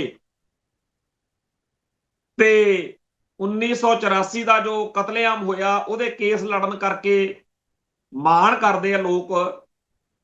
ਹਰਵਿੰਦਰ ਸਿੰਘ ਜੀ ਫੂਲਕਾ ਐਡਵੋਕੇਟ ਸਾਹਿਬ, ਉਹ ਬੀਜੇਪੀ 'ਚ ਸ਼ਾਮਲ ਹੋ ਗਏ ਤੇ ਯਕੀਨਨ ਤੌਰ ਤੇ ਜਿਹੋ ਜਿਹੀਆਂ ਗੱਲਾਂ ਉਦੋਂ ਬੀਜੇਪੀ 'ਚ ਸ਼ਾਮਲ ਹੋਣ ਮੌਕੇ ਮਨਜਿੰਦਰ ਸਿੰਘ ਸਿਰਸੇ ਨੇ ਕੀਤੀਆਂ ਸੀ ਕਿ ਸਿੱਖਾਂ ਦੇ ਮਸਲੇ ਹੱਲ ਕਰਾਉਣੇ ਆ, ਉਹੋ ਜਿਹੀਆਂ ਕਰਨਗੇ। ਪਰ ਬੀਜੇਪੀ ਨੂੰ ਪੰਜਾਬ ਦੇ ਵਿੱਚ ਮੁੱਖ ਮੰਤਰੀ ਦੇ ਤੌਰ ਤੇ ਇੱਕ ਚਿਹਰਾ ਮਿਲ ਗਿਆ ਕਿ ਲਓ ਜੀ, ਅਸੀਂ ਤੁਹਾਨੂੰ ਆਹ ਮੁੱਖ ਮੰਤਰੀ ਦਿਆਂਗੇ। ਲੋਕ ਬੜੇ ਦੁਖੀ ਨੇ। ਭਾਈ ਗਜਿੰਦਰ ਸਿੰਘ ਜੀ ਦੀਆਂ ਕਵਿਤਾ ਦੀਆਂ 2 ਲਾਈਨਾਂ ਪਾ ਕੇ ਕਈਆਂ ਨੇ ਲਿਖਿਆ ਕਿ ਅੱਜ ਲੀਡਰ ਮੇਰੀ ਕੌਮ ਦੇ ਹੋਏ ਦਿੱਲੀ ਦੇ ਦਲਾਲ, ਤੂੰ ਦੇਖ ਆ ਕੇ ਮੇਰੀ ਕੌਮ ਦਾ ਹਾਲ, ਏਦਾਂ ਕੁਝ ਲਿਖਿਆ। ਹਰਵਿੰਦਰ ਸਿੰਘ ਫੂਲਕੇ ਨੂੰ ਕੌਮ ਨੇ ਰੱਜ ਕੇ ਸਤਿਕਾਰਿਆ ਕਿ ਸਾਡੇ ਆਹ ਦਾ ਨਾਰਾ ਮਾਰ ਰਿਹਾ ਤੇ ਸਾਡੇ ਕੇਸ ਲੜ ਰਿਹਾ। ਦੂਜੇ ਪਾਸੇ ਆਮ ਆਦਮੀ ਪਾਰਟੀ ਨੂੰ ਪੰਜਾਬ ਦੇ ਵਿੱਚ ਪੈਰ ਲਵਾਉਣ ਦੇ ਵਿੱਚ ਹਰਵਿੰਦਰ ਸਿੰਘ ਫੂਲਕੇ ਦਾ ਮੇਜਰ ਰੋਲ ਹੈ। MLA ਬਣ ਗਿਆ, ਪਰ ਥੋੜੇ ਟਾਈਮ ਬਾਅਦ ਉਹ ਕਹਿੰਦਾ ਜੀ ਬਈ ਮੈਂ ਤਾਂ ਇੱਥੇ ਫਿੱਟ ਨਹੀਂ ਹੈਗਾ, ਮੈਂ ਤਾਂ ਅਸਤੀਫਾ ਦੇਣਾ, ਮੈਨੂੰ ਤਾਂ ਛੱਡੋ, ਮੈਂ ਤਾਂ ਮੇਰੇ ਕੇਸ ਜਿਹੜੇ ਮੇਰਾ ਮੁੱਖ ਮੁੱਦਾ। ਹੌਲੀ ਹੌਲੀ ਉਹ ਸਿਆਸਤ ਵਿੱਚੋਂ ਆਊਟ ਹੋਣ ਦੇ ਵੀ ਬਿਆਨ ਦੇ ਕੇ ਅਸੀਂ ਦੇਖਿਆ ਕਿ ਉਹ ਆਪਣੇ ਯਾਦਵਿੰਦਰ ਕਰਫਿਊ ਨੂੰ ਨਾਲ ਲੈ ਕੇ ਖੇਤੀ ਨਾਲ ਸੰਬੰਧਿਤ ਜਾਂ ਆਮ ਜਨਰਲ ਮਸਲਿਆਂ ਦੇ ਉੱਤੇ ਸਰਗਰਮ ਹੋਇਆ ਸੀ। ਫਿਰ ਇੱਕਦਮ ਆ ਗਿਆ ਕਿ ਜੀ ਬੀਜੇਪੀ 'ਚ ਸ਼ਾਮਲ ਹੋ ਗਏ। ਹੁਣ ਜਿਹੜੇ ਬੀਜੇਪੀ ਵਾਲੇ ਨੇ, ਸੰਘ ਵਾਲੇ ਨੇ, RSS ਵਾਲੇ ਨੇ, ਮੈਨੂੰ ਤਾਂ ਕਦੇ ਲੱਗਿਆ ਨਹੀਂ ਵੀ ਕਾਂਗਰਸ ਨਾਲੋਂ ਘੱਟ ਖਤਰਨਾਕ ਨੇ। ਕਾਂਗਰਸ ਵਾਲਿਆਂ ਨੇ ਸਾਡੇ ਗਲਾਂ 'ਚ ਟਾਇਰ ਪਾਏ, ਟੈਂਕਾਂ ਤੋਪਾਂ ਨਾਲ ਸਾਡੀ ਨਸਲਕੁਸ਼ੀ ਕੀਤੀ, ਪਰ ਇਹ ਤਾਂ ਸਿੱਖੀ ਦੀਆਂ ਜੜ੍ਹਾਂ 'ਚ ਆਰੀ ਪਾਈ ਫਿਰਦੇ ਨੇ, ਗੰਗੂ ਦੇ ਵਾਰਸ। ਨਾਲੇ ਅਡਵਾਨੀ ਤੇ ਵਾਜਪਾਈ ਹੋਣਾ ਬਾਰੇ ਕੌਣ ਭੁੱਲਿਆ ਹੋਇਆ। ਇਹਨਾਂ ਨੇ ਦਰਬਾਰ ਸਾਹਿਬ ਤੇ ਹਮਲੇ ਮੌਕੇ ਉਹ ਕਹਿੰਦੇ ਉਹ ਤਾਂ ਕਰਦੀ ਨਹੀਂ ਸੀ, ਇੰਦਰਾ ਦੁਰਗਾ ਕਹਿੰਦੇ ਉਹ ਤਾਂ ਕਰਦੀ ਨਹੀਂ ਸੀ, ਅਸੀਂ ਕਹਿੰਦੇ ਪੰਪ ਪੁੰਪ ਮਾਰਿਆ ਫੇਰ ਕੀਤਾ। ਸੋ ਬੀਜੇਪੀ ਨੇ ਨਵੰਬਰ 84 ਮੌਕੇ ਵੀ ਠੋਕ ਵਜਾ ਕੇ ਸਿੱਖਾਂ ਦੇ ਕਤਲੇਆਮ ਦੇ ਵਿੱਚ ਹਿੱਸਾ ਪਾਇਆ। ਸਿੱਖੀ ਦੀਆਂ ਜੜ੍ਹਾਂ ਵੱਢਣ ਲਈ RSS ਨੂੰ, ਭਾਗਵੇਂ ਬ੍ਰਿਗੇਡ ਨੂੰ ਮਜ਼ਬੂਤੀ ਦੇਣ ਦਿਵਾਉਣ 'ਚ ਸੱਤਾ ਦਾ ਜਿਹੜਾ ਪੂਰਾ ਯੋਗਦਾਨ ਆ ਉਹ ਅਸੀਂ ਭੁੱਲਿਆ ਕਿਤੇ। ਤੇ ਫੂਲਕੇ ਵਰਗਿਆਂ ਨੇ ਤਾਂ ਸਾਨੂੰ ਮਤਾਂ ਦੇਣੀਆਂ ਸੀ ਵੀ ਕਾਕਿਓ ਮੁੰਡਿਓ ਕਿਤੇ ਥੜਕ ਨਾ ਜਾਇਓ, ਪਤਾ ਨਹੀਂ ਕੀ ਭਾਣਾ ਵਾਪਰਿਆ। ਖੈਰ ਇੱਕ ਪਾਸੇ ਤਾਂ ਇਹ ਨੇ, ਦੂਜੇ ਪਾਸੇ ਸਾਡੀ ਕੌਮ ਦੇ ਹੀਰੋ ਭਾਈ ਬਲਵੰਤ ਸਿੰਘ ਰਾਜੋਆਣਾ, ਜਿਨ੍ਹਾਂ ਨੇ ਅੱਜ ਇੱਕ ਚਿੱਠੀ ਅਕਾਲ ਤਖਤ ਸਾਹਿਬ ਦੇ ਜਥੇਦਾਰ ਗੜਗੱਜ ਸਾਹਿਬ ਨੂੰ ਲਿਖੀ ਹੈ ਕਿ ਸ਼੍ਰੋਮਣੀ ਕਮੇਟੀ ਮੇਰੀ ਫਾਂਸੀ ਦੇ ਮਸਲੇ ਉੱਤੇ ਜਿਹੜੀ ਆਈ ਫਿਰਦੀ ਆ ਚਿੱਠੀ ਪੱਤਰ, ਉਹ ਵਾਪਸ ਲੈ ਲਓ, ਮੈਨੂੰ ਫਾਂਸੀ ਲੱਗਣ ਦਿਓ। ਇੰਨੇ ਸਾਲ ਹੋ ਗਏ, 30 ਸਾਲ ਹੋ ਗਏ ਮੈਨੂੰ ਅੰਦਰ ਬੈਠੇ ਨੂੰ। ਇਹ ਗੱਲ ਉਹ ਬੀਤੇ ਦੌਰ 'ਚ ਕਈ ਵਾਰ ਰਾਜੋਆਣਾ ਸਾਹਿਬ ਕਹਿ ਚੁੱਕੇ। ਰਾਜੋਆਣੇ ਨਾਲ ਕਈ ਗੱਲਾਂ ਦੇ ਉੱਤੇ ਕਈ ਸਿੰਘਾਂ ਦੇ ਸਾਡੇ ਫਰਕ ਹੋਣਗੇ, ਪਰ ਆਪਾਂ ਭੁੱਲ ਨਹੀਂ ਸਕਦੇ ਕਿ ਬਿਆੰਤੇ ਵਰਗੇ ਜ਼ਾਲਮ ਨੂੰ ਸੋਧਾ ਲਾਉਣ ਦੇ ਐਕਸ਼ਨ ਵਿੱਚ ਜੋ ਇਸ ਸੱਜਣ ਦਾ ਯੋਗਦਾਨ ਆ ਉਹ ਬੜਾ ਇਤਿਹਾਸਕ ਹੈ। ਬਾਕੀ ਸੁਭਾਅ ਹੁੰਦੇ ਆਪੋ ਆਪਣੇ, ਪਰ ਇਸ ਗੱਲ ਤੋਂ ਆਪਾਂ ਇਨਕਾਰੀ ਨਹੀਂ ਹੋ ਸਕਦੇ। ਭਾਈ ਬਲਵੰਤ ਸਿੰਘ ਰਾਜੋਆਣੇ ਨੂੰ ਫਾਂਸੀ ਉਹਦੀ ਮਾਫ ਕਰਕੇ ਉਹਨੂੰ ਘਰੇ ਭੇਜਣ ਲਈ ਇੱਕ ਵਾਰੀ ਬੀਜੇਪੀ ਨੇ 2-3 ਸਾਲ ਹੋਏ ਨੇ ਜਦੋਂ ਆਰਡਰ ਵੀ ਜਾਰੀ ਕਰਤੇ ਸੀਗੇ, ਪਰ ਫੇਰ ਮੁੱਕਰ ਗਿਆ ਤੇ ਅਮਿਤ ਸ਼ਾਹ ਠੋਕ ਵਜਾ ਕੇ ਪਾਰਲੀਮੈਂਟ 'ਚ ਕਹਿ ਰਿਹਾ ਕਿ ਮੇਰੇ ਯਾਰ ਨੂੰ, ਰਵਨੀਤ ਬਿੱਟੂ ਦੇ ਪਿਓ ਨੂੰ ਇਹਨਾਂ ਨੇ ਮਾਰਿਆ ਤੇ ਅਸੀਂ ਤਾਂ ਛੱਡਣੇ ਨਹੀਂ। ਉਹ ਕਹਿੰਦੇ ਆ ਲਿਲਕਣੀਆਂ ਕੱਢੇ ਕਿ ਅਗਲਾ ਕਹਿੰਦਾ ਜੀ ਕੌਮ ਦਾ ਮਾਣ ਥੋੜੀ ਰੋਲਣਾ। ਹੁਣ ਹਰੇਕ ਹੀ ਬਾਦਲ ਕਿਆਂ ਵਰਗਾ ਥੋੜੀ ਆ, ਅਮਿਤ ਸ਼ਾਹ ਨੂੰ ਪਤਾ ਨਹੀਂ ਹੈਗਾ ਨਾ ਵੀ ਕੌਮ ਦੇ ਵਿੱਚ ਇਹੋ ਜਿਹੇ ਵੀ ਹੁੰਦੇ ਆ ਜਿਹੜੇ ਆਪਣੀ ਜਾਨ ਨਾਲੋਂ ਵੱਧ ਪੰਥ ਦਾ ਸਤਿਕਾਰ ਜਿਹੜਾ ਹੈਗਾ ਉਹਨੂੰ ਮੁੱਖ ਰੱਖਦੇ। ਖੈਰ ਭਾਈ ਬਲਵੰਤ ਸਿੰਘ ਰਾਜੋਆਣੇ ਦੀ ਚਿੱਠੀ ਹੈ ਜਿਹੜੀ ਉਹ ਗੜਗੱਜ ਕੋਲੇ ਆ ਗਈ ਹੈ, ਜਥੇਦਾਰ ਕੋਲੇ। ਸ਼੍ਰੋਮਣੀ ਕਮੇਟੀ 'ਚ ਕੀ ਕਰਦੀ ਆ ਤਾਂ ਵਾਹਿਗੁਰੂ ਜਾਣੇ, ਪਰ ਜਥੇਦਾਰ ਗੜਗੱਜ ਬਾਰੇ ਪਿਛਲੇ ਦਿਨਾਂ ਦੇ ਵਿੱਚ ਇੱਕ ਵੀਡੀਓ ਬੜੀ ਅਜੀਬ ਜੀ ਗੱਲ ਬਣਾਤੀ, ਜਿਵੇਂ ਦਸੰਬਰ ਮਹੀਨੇ 'ਚ ਇੱਕ ਕੀਰਤਨ ਦਰਬਾਰ ਦੇ ਵਿੱਚ ਕਿਤੇ ਜੱਸੀ ਨਾਂ ਦੇ ਜੱਸੀ ਗੁਰਦਾਸਪੁਰੀਆ ਗਾਇਕ ਆ ਜਿਹੜਾ, ਉਹਨੂੰ ਕਿਤੇ ਕਹਿ ਬੈਠੇ ਲੋਕ ਉੱਥੇ ਵੀ ਤੁਸੀਂ ਜੇ ਇੱਕ ਬੜਾ ਵਧੀਆ ਧਾਰਮਿਕ ਗਾਣਾ ਜਿਹੜਾ ਗੀਤ ਆ ਉਹ ਗਾਉਂਦੇ ਹੋ ਤੇ ਉਹ ਗਾ ਦਿਓ ਕਿਤੇ। ਉਹ ਗਾ ਬੈਠਿਆ ਤੇ ਬਾਅਦ 'ਚ ਸਵਾਲ ਤਾਂ ਇਹ ਪੁੱਛਣਾ ਬਣਦਾ ਸੀ ਇੱਥੇ ਕਿ ਜੀ ਧਾਰਮਿਕ ਕੀਰਤਨ ਸਮਾਗਮ ਦੇ ਵਿੱਚ ਉਹਨੇ ਧਾਰਮਿਕ ਗਾਣਾ ਗਾਇਆ ਵੀ ਇਹ ਠੀਕ ਆ ਜਾਂ ਗਲਤ ਆ, ਉਹਦਾ ਜਵਾਬ ਲੈ ਲੈਂਦੇ। ਪਰ ਪੱਤਰਕਾਰਾਂ ਨੇ ਹਰਾਮੀਪੁਣਾ ਕੀਤਾ ਤੇ ਕਹਿਤਾ ਜੀ ਵੀ ਉਹਨੇ ਜੀ ਮਤਲਬ ਪਤਤ ਹੋਣ ਦੇ ਬਾਵਜੂਦ ਕੀਰਤਨ ਕੀਤਾ। ਕੀਰਤਨ ਨਹੀਂ ਸੀ ਕੀਤਾ। ਉਵੇਂ ਹੀ ਸਾਡੀ ਕੌਮ ਦੇ ਵਿੱਚ ਇਹ ਬੜੀ ਬਿਮਾਰੀ ਆ, ਸੋਸ਼ਲ ਮੀਡੀਆ ਦਾ ਦੌਰ ਆ, ਕੋਈ ਵੀ ਕਿਸੇ ਦੀ ਗੱਲ ਨੂੰ ਕੱਟ ਵੱਢ ਜੀ ਕਰਕੇ। ਮੈਨੂੰ ਕਈ ਭਰਾ ਕਹਿੰਦੇ ਰਹਿੰਦੇ ਆ ਵੀ ਘਮਾਣ ਸਾਹਿਬ ਤੁਸੀਂ ਸਿੱਧਾ ਜਿਹਾ ਬੋਲਦੇ ਹੋ, ਕਈਆਂ ਨੂੰ ਤੁਹਾਡੀ ਗੱਲ ਨੂੰ ਕੱਟ ਪੇਸਟ ਕਰਨ ਦੀ ਬੜੀ ਮੌਜ ਆ ਜੇ ਕੋਈ ਚਾਹਵੇ ਤੁਹਾਡਾ ਜਲੂਸ ਕਢਾਉਣਾ, ਪਰ ਇਹ ਗੱਲ ਬੜੀ ਮਾੜੀ ਹੈ। ਹੁਣ ਇੱਥੇ ਕੋਈ ਪ੍ਰੋਗਰਾਮ ਸੀਗਾ ਜਿਹਦੇ ਵਿੱਚ ਸੁੱਚਾ ਸਿੰਘ ਲੰਗਾ, ਜਿਹੜਾ ਆਪਾਂ ਨੂੰ ਪਤਾ ਹੀ ਆ ਕਿਹੜੇ ਕਾਰਨਾਂ ਕਰਕੇ ਪੰਥ 'ਚ ਬਦਨਾਮ ਹੈ, ਅਕਾਲ ਤਖਤ ਸਾਹਿਬ ਤੇ ਆ ਕੇ ਉਹਨੇ ਜਥੇਦਾਰ ਹਰਪ੍ਰੀਤ ਸਿੰਘ ਕੋਲੇ ਮੰਨਿਆ ਵੀ ਸੀ। ਉਹ ਵੀਡੀਓ ਸਭ ਨੂੰ ਪਤਾ ਕਿ ਮੈਂ ਕਰਤੂਤ ਕੀਤੀ ਆ, ਪਰ ਬਾਅਦ ਵਿੱਚ ਉਹਨੇ ਉਸ ਔਰਤ ਨਾਲ ਰਾਜੀਨਾਮਾ ਕਰਕੇ ਆਪਦਾ ਅਦਾਲਤੀ ਸਿਸਟਮ ਤੋਂ ਲਾਹਾ ਲੈ ਲਿਆ, ਬਰੀ ਹੋ ਗਿਆ। ਹੁਣ ਉਹ ਅਕਾਲੀਆਂ ਨੇ, ਬਾਦਲਕਿਆਂ ਨੇ ਫੇਰ ਗਲ ਨਾਲ ਲਾਇਆ। ਜਦੋਂ ਜਥੇਦਾਰ ਨੂੰ ਇਹਨੂੰ ਗੜਗੱਜ ਨੂੰ ਪੜ੍ਹਾਉਣਾ ਸੀਗਾ ਉਹਦੇ ਤੇ ਬਾਦਲਕਿਆਂ ਨੇ ਉਹਦੀ ਜਿਹੜੀ ਬੋਲੀ ਸ਼ੈਲੀ ਆਪਾਂ ਨੂੰ ਪਤਾ ਹੀ ਆ, ਧੱਕੜ ਆ, ਉਹਨੂੰ ਵਰਤਿਆ। ਇੱਕ ਪ੍ਰੋਗਰਾਮ 'ਚ ਇਕੱਠੇ ਸੀ, ਉਹ ਜਦੋਂ ਕਿਤੇ ਜਥੇਦਾਰ ਗੜਗੱਜ ਆਪਦਾ ਲੈਕਚਰ ਕਰਕੇ ਬੈਠਣ ਲੱਗਿਆ, ਮਾਈਕ ਚੱਕ ਕੇ ਪਾਸੇ ਕਰਨ ਲੱਗੇ ਆ, ਉਸੇ ਮੌਕੇ ਜਦੋਂ ਉਹ ਥੱਲੇ ਨੂੰ ਅੱਧਾ ਕੁ ਹੋਇਆ ਤੇ ਕਿਸੇ ਨੇ ਕਹਿਤਾ ਵੀ ਜਥੇਦਾਰ ਸਾਹਿਬ ਉੱਠੋ ਉੱਠੋ, ਕੋਈ ਸਨਮਾਨ ਵਗੈਰਾ ਕਰਨੇ ਹੋਣਗੇ। ਉਹ ਬੈਠਦਾ ਬੈਠਦਾ ਅੱਧ ਵਿਚਾਲਿਓਂ ਜੋ ਜਥੇਦਾਰ ਕੁਲਦੀਪ ਸਿੰਘ ਗੜਗੱਜ ਉੱਠ ਖੜਿਆ। ਉਹ ਵੀਡੀਓ ਇਸ ਹਿਸਾਬ ਨਾਲ ਕਿਸੇ ਨੇ ਬਣਾਤੀ ਜਿਵੇਂ ਉਹਨੇ ਸੁੱਚਾ ਸਿੰਘ ਲੰਗਾ ਦੇ ਪੈਰੀਂ ਹੱਥ ਲਾਏ ਹੋਣ। ਹੁਣ ਲੋਕਾਂ ਦਾ ਕੰਮ ਕੀ ਹੁੰਦਾ ਵੀ ਤਹਿ ਤੱਕ ਜਾਣਾ ਨੀਗਾ, ਭਾਵਕ ਹੋਇਆਂ ਨੇ ਕਈ ਸਿਆਣੇ ਬਿਆਣੇ ਬੰਦਿਆਂ ਨੇ ਐਸੀ ਤੈਸੀ ਦਿੱਤੀ। ਅਸੀਂ ਵੀ ਇਹਦੇ ਬਾਰੇ ਗੱਲ ਪੁੱਛੀ ਦੱਸੀ, ਸਾਰੀ ਤਸੱਲੀ ਕੀਤੀ। ਮੈਂ ਕਈਆਂ ਨੂੰ ਕਿਹਾ ਵੀ ਮੈਂ ਕਿਹਾ ਯਾਰ ਠੀਕ ਆ, ਉਹਨੂੰ ਆਪਾਂ ਜਥੇਦਾਰ ਮੰਨਣਾ ਨਹੀਂ ਮੰਨਣਾ, ਆਪਾਂ ਸੁੱਚਾ ਸਿੰਘ ਲੰਗਾ ਨੂੰ ਕੀ ਕਹਿਣਾ, ਉਹ ਲੱਗ ਚੱਕਰ ਆ। ਪਰ ਆਹ ਤਾਂ ਨਹੀਂ ਹੋ ਸਕਦਾ ਵੀ ਅਕਾਲ ਤਖਤ ਸਾਹਿਬ ਦੇ ਜਥੇਦਾਰ ਦੀ ਪੋਸਟ ਤੇ ਬੈਠਾ ਬੰਦਾ ਪਬਲਿਕ ਦੇ ਵਿੱਚ, ਸੰਗਤ ਦੇ ਵਿੱਚ, ਦੁਨੀਆ ਦੇ ਸਾਹਮਣੇ ਉਹਦੇ ਪੈਰੀਂ ਹੱਥ ਲਾਉਂਦਾ ਫਿਰੂ। ਉਹਨੂੰ ਕੀ ਬਿਪਤਾ ਪਈ ਹੈ। ਖੈਰ ਇਸ ਮਸਲੇ ਉੱਤੇ ਅਕਾਲ ਤਖਤ ਸਾਹਿਬ ਦੇ ਸਕੱਤਰੇਤ ਵੱਲੋਂ ਵੀ ਹੁਣ ਤਾਂ ਸਪਸ਼ਟੀਕਰਨ ਆ ਗਿਆ, ਪਰ ਇਹ ਮੰਦਭਾਗੀ ਗੱਲ ਹੈ। ਜਥੇਦਾਰ ਨੂੰ ਘੱਟੋ ਘੱਟ ਆਪਾਂ ਨੂੰ ਇਸ ਤਰ੍ਹਾਂ ਦੇ ਵਿਵਾਦਾਂ ਤੋਂ ਰਹਿਤ ਕਰਨਾ ਚਾਹੀਦਾ, ਦੂਰ ਕਰਨਾ ਚਾਹੀਦਾ। ਉਹਨਾਂ ਨੂੰ ਵੀ ਜ਼ਿੰਮੇਵਾਰੀ ਨਿਭਾਉਣੀ ਚਾਹੀਦੀ ਹੈ। ਅਕਸਰ ਕਿਉਂ ਲੋਕਾਂ ਦੇ ਵਿੱਚ ਇਹ ਗੱਲ ਗਈ, ਕਿਉਂਕਿ ਲੋਕ ਕਹਿੰਦੇ ਆ ਜੀ ਇਹ ਇਹੋ ਜਿਹੇ ਨੇ। ਪਹਿਲੋਂ ਜਥੇਦਾਰ ਜਦੋਂ ਗੁਰਬਚਨ ਸਿੰਘ ਸੀਗਾ, ਉਹਨਾਂ ਦੇ ਚੰਦ ਚਾੜੇ ਹੋਏ ਨੇ, ਤਾਂਹੀਓ ਲੋਕਾਂ ਨੂੰ ਲੱਗਦਾ ਵੀ ਇਹ ਜਥੇਦਾਰਾਂ ਤੋਂ ਕੁਝ ਵੀ ਕਰਵਾ ਸਕਦੇ ਆ ਬਦਲ ਕੇ। ਖੈਰ, ਹੁਣ ਸ਼੍ਰੋਮਣੀ ਕਮੇਟੀ ਹੈ ਜਿਹੜੀ, ਉਹਨੂੰ ਗੜਗੱਜ ਸਾਹਿਬ ਕੀ ਕਹਿੰਦੇ ਆ ਰਾਜੋਆਣੇ ਦੇ ਮਸਲੇ ਤੇ ਗਾਹਾਂ ਉਹ ਕੀ ਕਰਦੇ ਆ, ਉਹ ਤਾਂ ਅਲੱਗ ਗੱਲ ਹੈ। ਪਰ 6 ਤਰੀਕ ਨੂੰ, 6 ਅਪ੍ਰੈਲ ਨੂੰ ਸ਼੍ਰੋਮਣੀ ਕਮੇਟੀ ਨੇ ਇੱਕ ਵੱਡਾ ਇਕੱਠ ਸਿੱਖ ਜਥੇਬੰਦੀਆਂ ਦਾ ਬੁਲਾਇਆ, ਜਿਹਦੇ ਵਿੱਚ ਇਹ ਕਿਹਾ ਗਿਆ ਕਿ ਜੋ ਭਗਵੰਤ ਮਾਨ ਵਾਲੀ ਪੰਜਾਬ ਸਰਕਾਰ ਸਾਹਿਬ ਸ੍ਰੀ ਗੁਰੂ ਗ੍ਰੰਥ ਸਾਹਿਬ ਜੀ ਦੇ ਮਸਲੇ ਉੱਤੇ ਪਹਿਲਾਂ ਬਣੇ ਹੋਏ ਕਾਨੂੰਨ ਬਾਰੇ ਜਿਹੜਾ ਸ਼੍ਰੋਮਣੀ ਕਮੇਟੀ ਨੂੰ ਅਧਿਕਾਰ ਦਿੰਦਾ ਹੈ ਕਿ ਸਿਰਫ ਤੁਸੀਂ ਸਰੂਪ ਛਾਪਣੇ ਹੈ, ਉਹਦੇ ਵਿੱਚ ਅਮੈਂਡਮੈਂਟ ਕਰਨ ਜਾ ਰਹੀ ਹੈ।